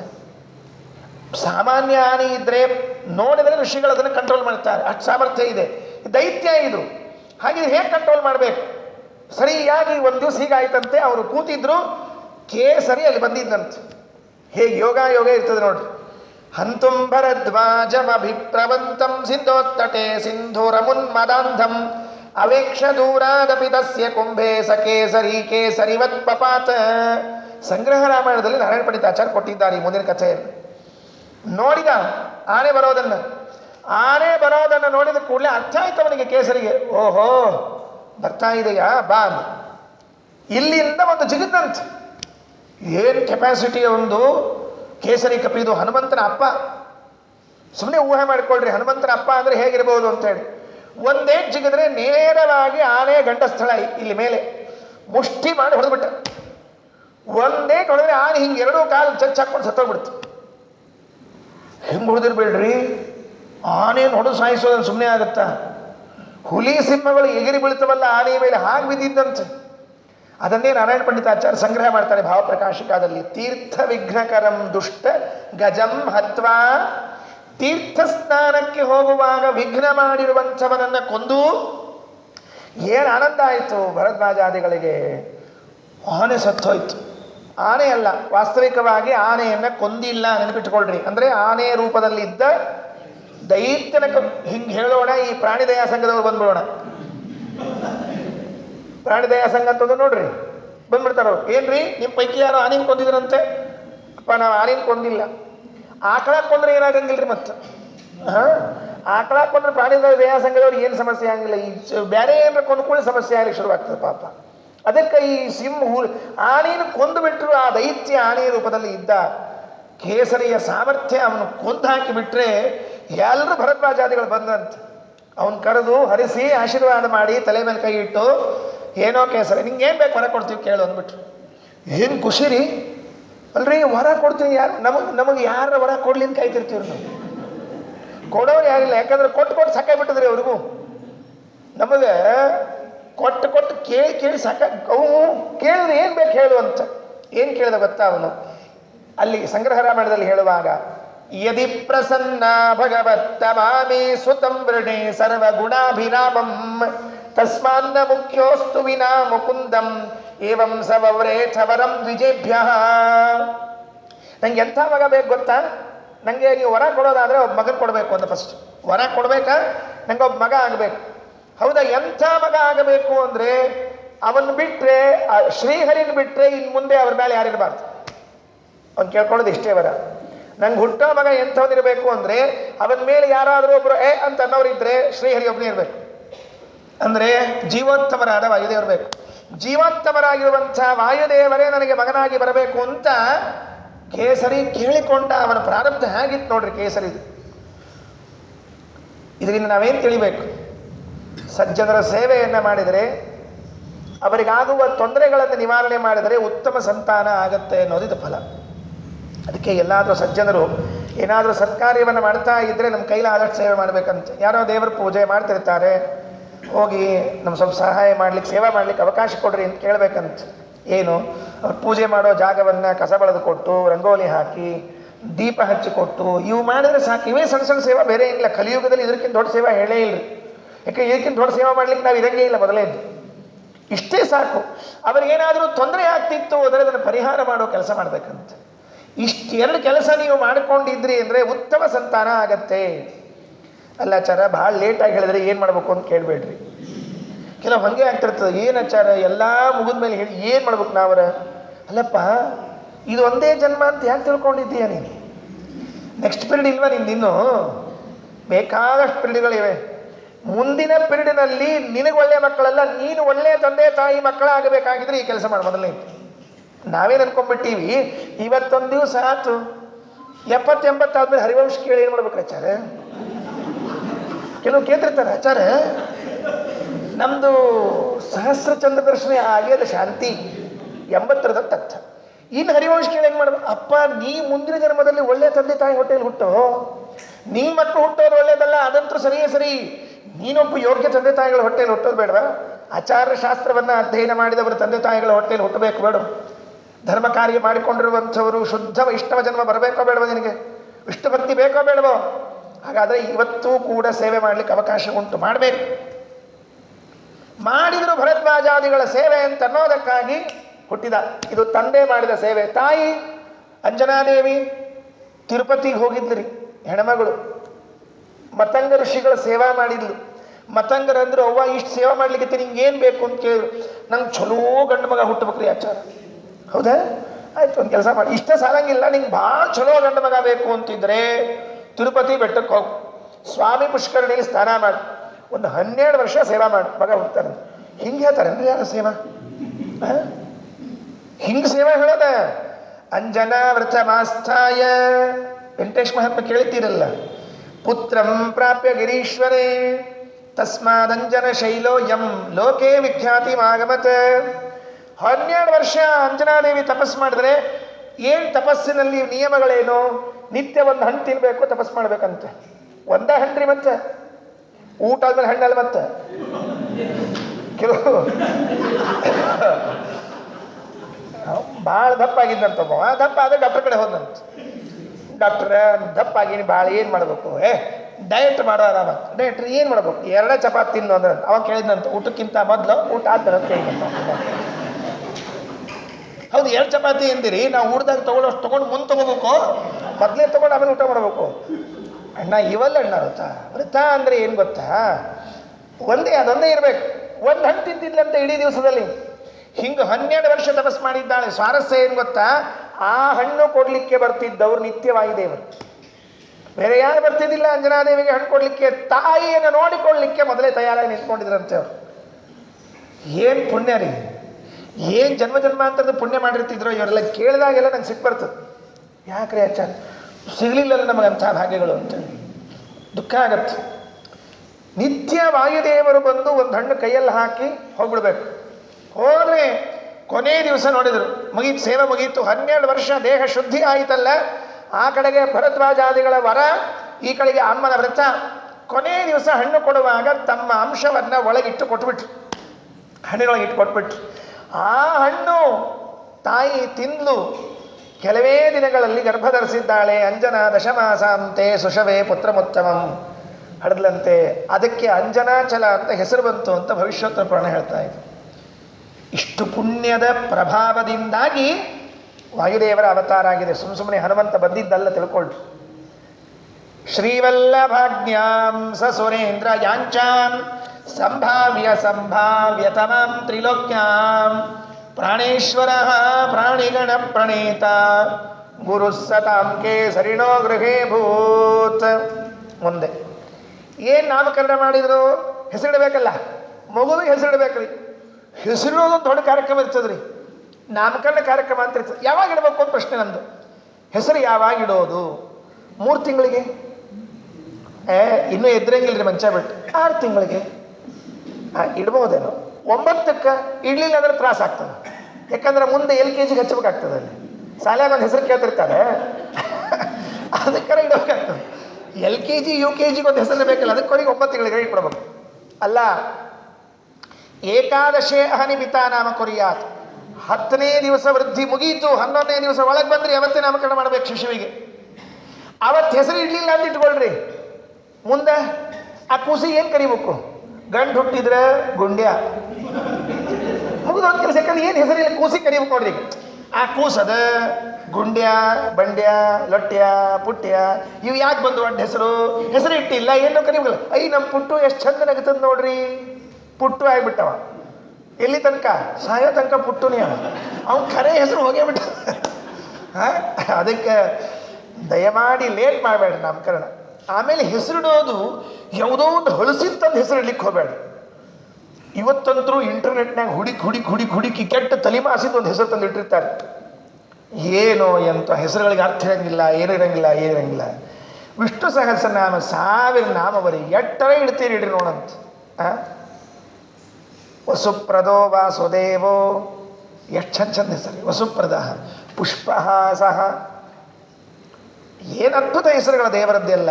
ಅವನ ನಗು ದೇವರದ್ದು ಹೆಂಗಿದೆ ಅಂದರೆ, ಹಾ ಅಂತ ಬಾಯಿ ತೆಗೆದು ನಗೋದಿಲ್ಲ ದೇವರು. ನಾವು ನಗ್ತಿರ್ತೀವಲ್ಲ, ಹೋ ಹೋ ಹಾ ಹಾ ಅಂತ ತಿಳ್ಕೊಂಡು ಹೇಳಿ. ನಮ್ಮ ನಗು ಕೇಳಿ ಅಕ್ಕಪಕ್ಕದ ಮನೆಯವ್ರಿಗೆ ಹಾರ್ಟ್ ಅಟ್ಯಾಕ್ ಆಗ್ತಿತ್ತು. ಹಂಗೆ ನಗಬಾರ್ದು. ದೇವರ ನಗು ಹೆಂಗಿತ್ತು ಅಂದರೆ, ಪುಷ್ಪಹಾಸ, ಕಮಲ ಈ ಹೂಗಳು ಅರಳ್ತದಲ್ಲ ಅಷ್ಟು ಮೆಲ್ಲಕ್ಕೆ ನಗ್ತಾನಂತೆ ದೇವರು. ನಗಲೋ ಬೇಡೋ ನಗ್ತಿರ್ತಾನಂತೆ ದೇವರು. ಆಲೋಚನೆ ಮಾಡ್ರಿ, ಅದು ನಗು ಎಷ್ಟು ಚೆನ್ನಾಗಿರ್ಬೇಡ. ಮಂದಹಾಸ ಮೃದು ಸುಂದರಾನನಂ ಸುಮಧ್ವ ವಿಜಯದಲ್ಲಿ ಹೇಳುವಾಗ ಕೃಷ್ಣನ ವರ್ಣನೆ ಮಾಡ್ತಾ ಈ ಮಾತು ಹೇಳ್ತಾರೆ. ಹಾಗಾಗಿ ಏನು ಹೆಸರಿಡಬೇಕು? ಹುಡುಗರಿಗೆ ಎಲ್ಲ ಸೇರಿದ್ರು, ಸಂಬಂಧಿಕರೆಲ್ಲ ಸೇರಿದ್ರು. ನಾಮಕರಣ ಆಯ್ತು. ಸ್ವಾದರತ್ತಿ ಬಂದಿರ್ತಾಳೆ ಕಾಣಿಸ್ತಾ, ಏನೋ ಹೆಸರು ಇಡ್ತಿರ್ತಾರಲ್ಲ, ಸ್ವಾದರತ್ತಿ ಬಂದು ಆಕಿಗೆ ಬೆನ್ನಿಗೆ ಗುದ್ದೋದು, ಏನೇನು ಗದ್ದಲವರಿ ಎಲ್ಲರ ತೊಟ್ಟಲ್ದಾಗ ಹಾಕೋದು, ತೂಗೋದು ಎಲ್ಲ ನಾಮಕರಣ ಆಯ್ತು. ಏನಿಟ್ರಿ ಹೇಳ್ರಿ, ಏನು ಕೂತವ್ರೆಲ್ಲ ಕೇಳಿದ್ರು. ಊಟಕ್ಕೆ ಬಂದವ್ರು ಕೊನೆಗೆ ಊಟಕ್ಕೆ ಕೂತಾಗ್ರೆ ಕೇಳ್ತಿರ್ತಾರೆ ಆಚಾರ. ಅವಾಗಂತೂ ಗೊತ್ತಾಗಲಿ. ಈಗ ಹೇಳ್ರಿಪ್ಪ ನಿಮ್ಮ ಹುಡುಗರ ಹೆಸರು ಏನು? ಅದಕ್ಕೆ ಹೇಳಿದ್ರಂತೆ, ಹನುಮಂತ ಅಂತ ಹೆಸರಿಟ್ಟಿದ್ದೀವಿ ಅಂತ ಹೇಳಿದ್ರಂತೆ. ಹನುಮಾನ್ ಅಂತ ನಾಮಕರಣ ಮಾಡಿದ್ದೀವಿ ಅಂದ್ರಂತೆ. ಯಾರೋ ಕೇಳಿದ್ರು, ಇದೇನು ಹೊಸ ಹೆಸರಪ್ಪ, ಎಲ್ಲೋ ಇಲ್ಲಿ ಇದೆ ಇಲ್ಲಿದು, ಏನು ಹನುಮಾನ್ ಅಂದ್ರೆ ಏನು? ಬಿಡಿಸಿದ್ರು ನಾರಾಯಣ ಪಂಡಿತ ಆಚಾರ್ಯ. ಏ ಗುಣ ನಾಮ ಜಗತ್ ಪ್ರಸಿದ್ಧ ಯಂ ತೇಷು ತೇಷು ಸ್ಮ ನಿದರ್ಶಯಂತಿ ಸಾಕ್ಷಾನ್ ಮಹಾಭಗವತ ಪ್ರಬರ್ಗಂ ಶ್ರೀಮಂತಮೇನಂ ಹನುಮಂತ ಬಾಹು. ನಮ್ಮ ಹನುಮಂತ ನಿಜವಾಗಿ ಶ್ರೀಮಂತ. ಏನು ಪಂಡಿತಾಚಾರ್ಯ ವರ್ಣನೆ, ಶ್ರೀಮಂತಮೇನಂ ಹನುಮಂತ ಬಾಹು. ಹನುಮಂತನಿಗೆ ಶ್ರೀಮಂತ ಅಂತ ಕರೆದಾರೆ. ಲಂಗೋಟಿ ಬಿಟ್ಟರೆ ಬೇರೆ ಇಲ್ರಿ ನಮ್ಮ ಕಡೆ.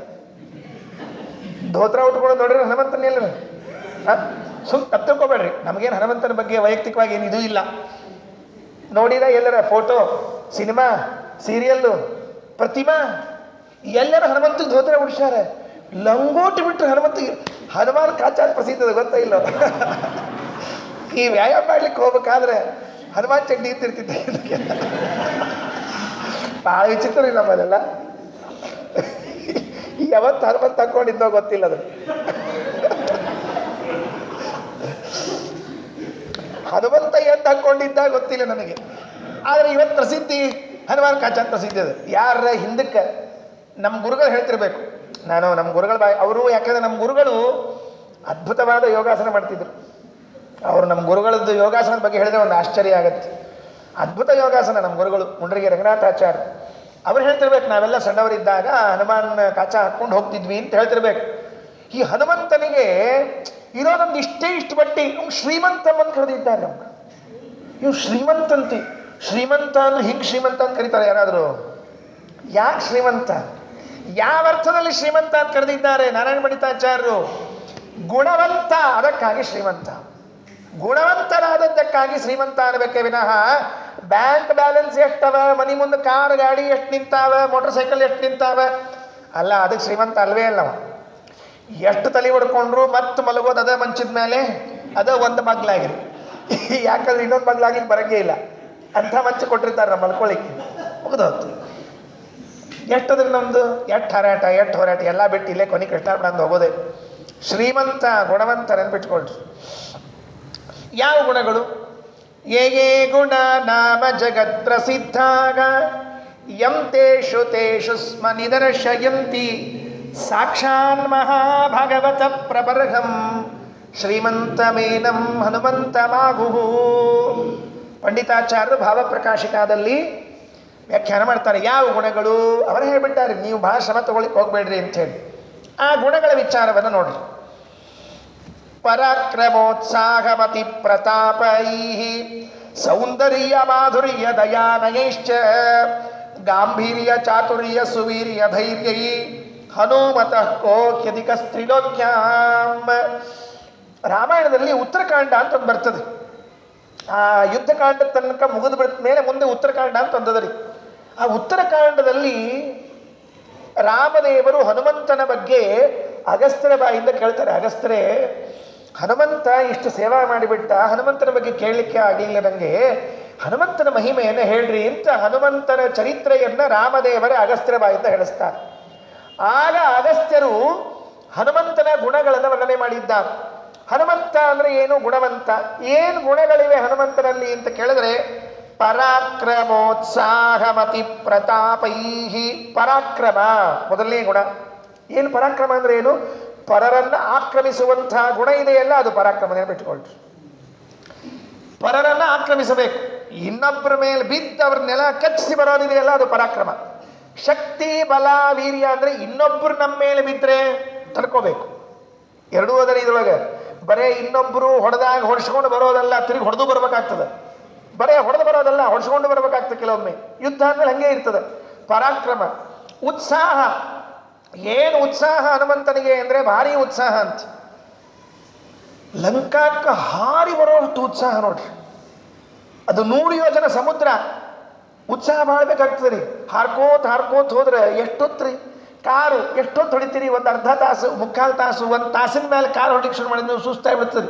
ಆ ಕಡೆ ನೋಡ್ಲಿಕ್ಕೆ ಶುರು ಮಾಡ್ತೀವಿ. ಕಿಟಕಿಯಾಗ ಅದು ಬರ್ತೇನೆ ಇದು ಬರ್ತೇನೆ ಅಂತ ತಿಳ್ಕೊಂಡು ಆಗೋದಿಲ್ಲ. ನಾವು ಉತ್ಸಾಹ ಹಾಕೊಂತ ಹೋಗ್ಬಿಡ್ತದೆ. ಆದರೆ ಹನುಮಂತನಿಗೆ ಹೋಗಿ ತಿರುಗಿ ಬರೋ ತನಕ ಒಟ್ಟು ಉತ್ಸಾಹ ಹಾಕೊಂಗಿಲ್ಲ. ಯಾವಾಗಲೂ ಉತ್ಸಾಹ ದೇವರ ಕಾರ್ಯ ಮಾಡೋದ್ರೊಳಗಾಗಿ. ಪರಾಕ್ರಮ, ಉತ್ಸಾಹ, ಜ್ಞಾನ, ಪ್ರತಾಪ, ಸೌಂದರ್ಯ. ಏನು ಚಂದ ಇದ್ದಾನ ಹನುಮಂತ ಅಂದರೆ ಅದ್ಭುತ ಇದ್ದಾನಂತೆ. ದಾಸರು ಹೇಳಿದ್ರಲ್ಲ, ಸುಂದರ ಮೂರುತಿ ಮುಖ್ಯ ಪ್ರಾಣ ಮನೆಗೆ ಬರಲು ಅಂದರು.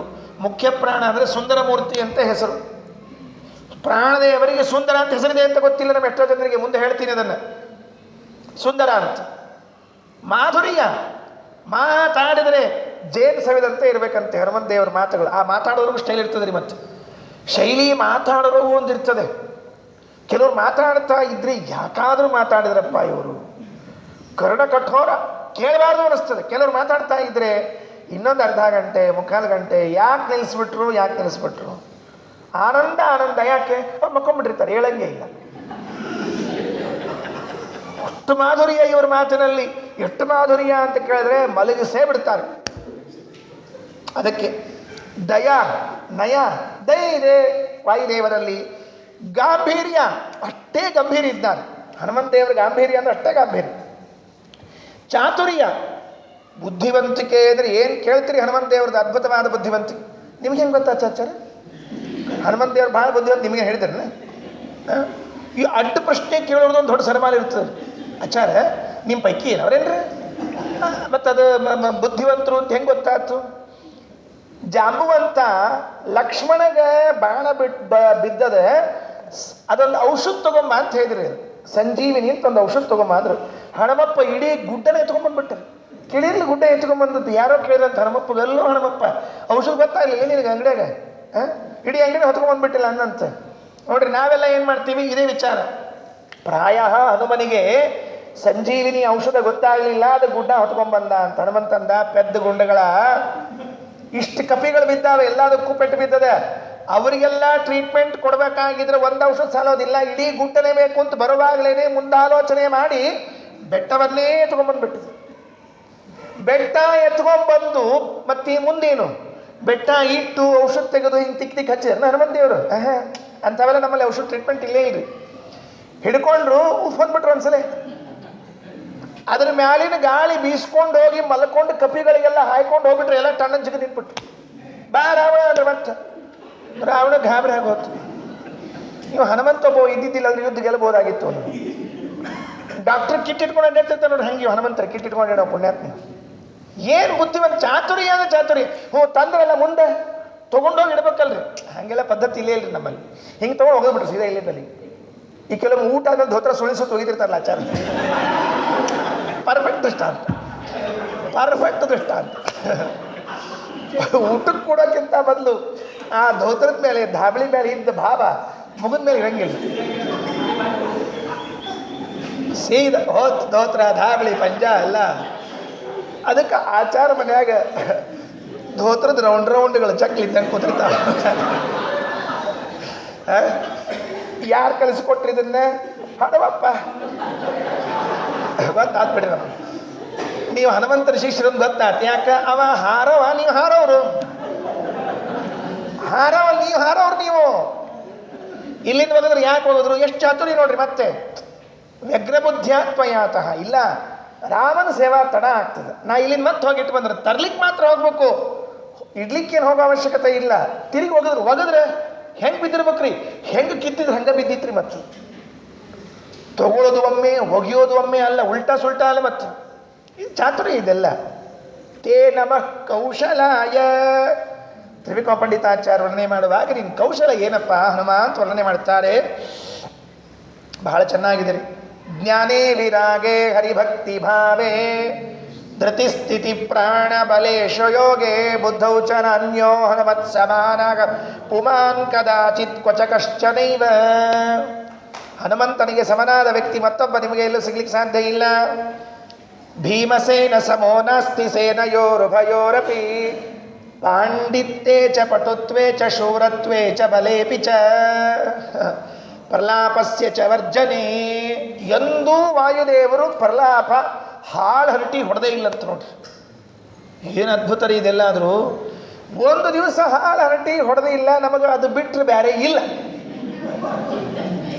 ನಮಗದು ಬಿಟ್ಟರೆ ಬೇರೆ ಇಲ್ಲ, ಅವರದು ಬಿಟ್ಟು ಬೇರೆ ಯಾವಾಗಲೂ. ಹಾಲು ಹರಟಿ ಕೈಯಾಗ ಪರಟಿ ಅಂತ ಗಾದಿ ಮಾತಿರ್ತೀರಿ ನಮ್ಮಲ್ಲಿ. ಏನು ಕಥೀರಿ, ಎಂತಿಂತ ಗಾದಿ ಮಾತು ಹೊಡ್ಸ್ಯಾರೋ ಎಲ್ಲರ ಹಿರಿಯರು. ಬರೇ ಹಾಳು ಹರಟಿ ನಮ್ದು ಒಂದರ ಹೇಳ್ರಿ. ಇಷ್ಟೆಲ್ಲ ಮಾತಾಡಿರ್ತೀವಿ ಇಡೀ ಬೆಳಗಿನ ಸಂಜೆ ತನಕ ಕೂತು ಒಬ್ಬ ಬರೆದು ನಿಂತು ಇಟ್ಕೊಟ್ರಿ. ಬೆಳಗಿನ ಸಾಯಂಕಾಲ ತನಕ ಏನು ಮಾತಾಡಿವಿ ಅಂತ ನೋಡಿದ್ರೆ ಒಂದಕ್ಕರ ಹಿಂಗೆ ರೈಟ್ ಟಿಕ್ ಹಾಕ್ಬೇಕ್ರಿ. ಎಲ್ಲ ಹಿಂಗೆ ಕಾಟ್ ಹಾಕೋತ ಬಿಡ್ರಿ. ಮುಗಿ ಕಲಾಸ್. ಅಯ್ಯೋ ಹಣೆ ಮರಹವೇ. ವೇಗೇ ಚ ಲಾಘವೇ ಚೈವ ಪ್ರಲಾಪಸ್ಯ ಚ ವರ್ಜನೆ ಭೀಮಸೇನ ಸಮೋ ನಾಸ್ತಿ ಸೇನಯೋರುಭಯೋರಪಿ ಪಾಂಡಿತ್ಯೇ ಚ ಪಟುತ್ವೇ ಚ ಶೂರತ್ವೇ ಚ ಬಲೇಪಿ ಚ. ಎಷ್ಟು ಗುಣಗಳು! ರಾಜರು ಸರಸಭಾರತಿ ವಿಲಾಸದಲ್ಲಿ ಹೇಳುವಾಗ ಒಂದು ಮಾತು ಹೇಳ್ತಾರೆ, ತಪಸ್ವಿತಾಯಾಂ ಹರಿಭಕ್ತಿತಾಯಾಂ ವಿಪಶ್ಚಿತಾಂ ಸಂಸದಿ ಪೂಜ್ಯತಾಯಾಂ ಕೃಪಾಲುತಾಯಾಂ ಸುವಿರಕ್ತತಾಯಾಂ ವಿಪದ್ರಿಪೋಃ ಮಧ್ವಮುನಿ ಸಮಃಕಃ. ಪರಮಾದ್ಭುತ ಗುಣಗಳು. ಆದ್ದರಿಂದ ಅವರಿಗೆ ಹನುಮಾನ್ ಅಂತ ಕರಿಬೇಕು. ಏ ಗುಣ ನಾಮ ಜಗತ್ ಪ್ರಸಿದ್ಧಾಃ ಯಂತೇಷು ತೇಷು ಸ್ಮ ನಿದರ್ಶಯಂತಿ ಸಾಕ್ಷಾನ್ ಮಹಾಭಾಗವತ ಪ್ರಬರ್ಹಂ ಶ್ರೀಮಂತಮೇನಂ ಹನುಮಂತ ಮಾಗುಹು. ಹನುಮಂತ ಅಂದರೆ ಕೆಲವು ಪುರಾಣಗಳನ್ನು ಓದಿದಾಗ ತಪ್ಪರ್ಥ ಬರ್ತದೆ. ಏನು ಅರ್ಥ ಬರ್ತದೆ? ಗದ್ದ ಒಡ್ಕೊಂಡವ ಅಂತ ಅರ್ಥದ್ರಿ ಕೆಲವು ಪುರಾಣದಾಗ. ಕೆಲವು ಪುರಾಣದಾಗ ಅಲ್ರಿ, ವಾಲ್ಮೀಕಿ ರಾಮಾಯಣದಲ್ಲಿ ಅಂಥ ಒಂದು ಶ್ಲೋಕ ಇದೆ. ಏನಿದೆ ಅಂದರೆ, ಮತ್ಕರೋತ್ಸೃಷ್ಟ ವಜ್ರೇಣ ಹನುರಸ್ಯ ಯಥಾ ಹತಃ ನಾಮ್ನಾ ವೈ ಕಪಿಶಾರ್ದೂಲೋ ಭವಿತಾ ಹನುಮಾನಿತಿ. ವಾಲ್ಮೀಕಿ ರಾಮಾಯಣದಲ್ಲಿ ವಾಲ್ಮೀಕಿಗಳು ಏನು ಬರೆದಿದ್ದಾರೆ ಅಂದರೆ, ಇಂದ್ರದೇವರು ಬಂದ್ರಂತ. ಅದೇನು ಕಥೆ ಅಂತ ಮುಂದಿನ ಶ್ಲೋಕದಲ್ಲಿ ಬರ್ತದೆ, ಕರ್ಮಾಣಿ ಕುರುವನ್ ಅಲ್ಲಿ ಹೇಳ್ತೀನಿ. ಇಂದ್ರದೇವರು ಬಂದರು, ವಜ್ರಾಯುಧ ತಗೊಂಡು ಹೊಡೆದಿದ್ರಂತೆ ಗದ್ದಕ್ಕೆ ಹನುಮಂತನಿಗೆ. ಬಾಲಲೀಲ ಮುಂದೆ ಶುರುವಾಗೋದದ. ಹೊಡೆದ್ರೆ ಗದ್ದ ಏನಾಯಿತು? ಸೊಟ್ಟಾಗ್ಬಿಡ್ತು, ಪೆಟ್ಟಾಗ್ಬಿಡ್ತು. ಹಾಗೆ ಬರೆದಿದ್ದಾರೆ. ಇಂದ್ರದೇವರು ಬಂದು ಹೇಳಿದ್ರಂತೆ, ಕೂಸಿನ ಹಿಡ್ಕೊಂಡು, ಮತ್ಕರೋತ್ಸೃಷ್ಟ ವಜ್ರೇಣ, ನನ್ನ ಕೈಯಿಂದ ಬಿದ್ದರೆ ವಜ್ರದ ಪೆಟ್ಟಿಗೆ, ಹನುಹು ಯಸ್ಯ ಅಥ ಹತಃ, ಇವನ ಗದ್ದ ಒಡೀತಲ್ಲ, ಅದಕ್ಕಿನ್ಮುಂದೆ ಇವನಿಗೆ ಹನುಮಾನ್ ಅಂತ ಹೆಸರಿಟ್ಬಿಡ್ರಿ ಅಂತ ಹೇಳೋದ್ರಂತೆ. ಇದು ಶ್ಲೋಕ. ಎಲ್ಲ ಪುರಾಣ ಓದಬೇಕಾದ್ರೆ ನಮಗೊಂದು ನೆನಪಿರ್ಬೇಕ್ರಿ. ಭಾಷಾ, ಸಮಾಧಿ ಭಾಷಾ, ಗುಹ್ಯ ಭಾಷಾ, ದರ್ಶನ ಭಾಷಾ ಅದರಿಂದ ಬರೆದಿರ್ತಾರಂತ ನೆನಪಿಟ್ಕೋಬೇಕು ಮೊದಲೇ. ವಾಲ್ಮೀಕಿಗಳು ಈ ಶ್ಲೋಕವನ್ನ ಒಂಚೂರು ಗುಹ್ಯ ಭಾಷಾದಾಗ ಬರ್ದಾರೆ, ಅರ್ಥ ಆಗ್ಲಾರ್ದಂಗೆ ಬರ್ದಾರೆ ಇದನ್ನು. ಯಾಕಂದ್ರೆ ಶ್ಲೋಕ ಇಷ್ಟು ಚಂದದ. ಮತ್ಕರೋತ್ ಸೃಷ್ಟ ವಜ್ರೇಣ, ಇಂದ್ರದೇವರು ಬಂದು ಹೇಳೋ ಮಾತಿದು ಸ್ತುತಿ. ನಿನಗೆ ಹೆಸರು ಹನುಮಂತ ಅಂತ ಬರಲಿ ಅಂತ ಸ್ತೋತ್ರ ಮಾಡುವಂಥ ಪ್ರಸಂಗ. ಮತ್ಕರೋತ್ ಸೃಷ್ಟ ವಜ್ರೇಣ ಹನುರಸ್ಯ ಯಥಾ ಹತಃ ಅಲ್ಲ, ಹನುರಸ್ಯ ಯಥಾ ಅಹತಃ. ನನ್ನ ವಜ್ರಾಯುಧ ಬಿದ್ದರೂ ಇವನ ಗದ್ದಕ್ಕೇನಾಗಿಲ್ಲ ಅಂತೆ, ಇವನಿಗೆ ಹನುಮಾನ್ ಅಂತ ಹೆಸರಿಡ್ರಿ ಅಂತ ಹೇಳಿದ್ರಂತೆ. ಯಾಕೆ? ಹನುಮಾನ್ ಅನ್ನುವಲ್ಲಿ ಮಾನ್ ಅಂದರೆ ಪ್ರಶಸ್ತ ಅಂತ ಅರ್ಥ. ಪ್ರಶಸ್ತ ಗದ್ದ ಉಳ್ಳವನಿಗೆ ಹನುಮಾನ್ ಅಂದರೆ ಹೆಂಗಿತ್ತು ಹಾಗೆ ಗದ್ದದ. ವಜ್ರಾಯುಧ ಬಿದ್ದರೂ ಏನಾಗಿಲ್ಲ ಆದ್ದರಿಂದ ಅವನಿಗೆ ಹನುಮಾನ್ ಅಂತ ಕರಿಬೇಕು. ಇದೊಂದು ದೃಷ್ಟಾಂತ ಹೇಳ್ತೀನಿ ಕೇಳ್ರಿ. 7 ದಿವಸ ಇಂದ್ರದೇವರು ಧೋ ಧೋ ಧೋ ಧೋ ಬಳೆ ಹೊಡೆದ್ರು. ಎಲ್ಲಿ? ಭಾಗವತ್ ಕಥೆ ಕೇಳಿರಲಿಲ್ಲ. ಗೋವರ್ಧನ ಹಿಡ್ಕೊಂಡಿದ್ದ ಕೃಷ್ಣ. 7 ದಿವಸ ಮುಗೀತು. ಮರುದಿವಸ ಇಂದ್ರದೇವರು ಬಂದರು. 7ನೇ ದಿವಸ 8ನೇ ದಿವಸ ಬಂದ್ರಿಪ್ಪ. ನೀರೆಲ್ಲ ಪೂರ್ಣ ಸ್ವಚ್ಛಾಗಿದ್ದು, ಖಾಲಿ ಅಷ್ಟು ಟ್ಯಾಂಕ್, ವಾಟರ್ ಟ್ಯಾಂಕ್ ಎಲ್ಲ ಫುಲ್ ಸ್ವಚ್ಛಾಗಿತ್ತು. ಬಂದರು, ಕೃಷ್ಣನ ಕಾಲು ಹಿಡ್ಕೊಂಡ್ರು, ಅಭಿಷೇಕ ಮಾಡಿದರು.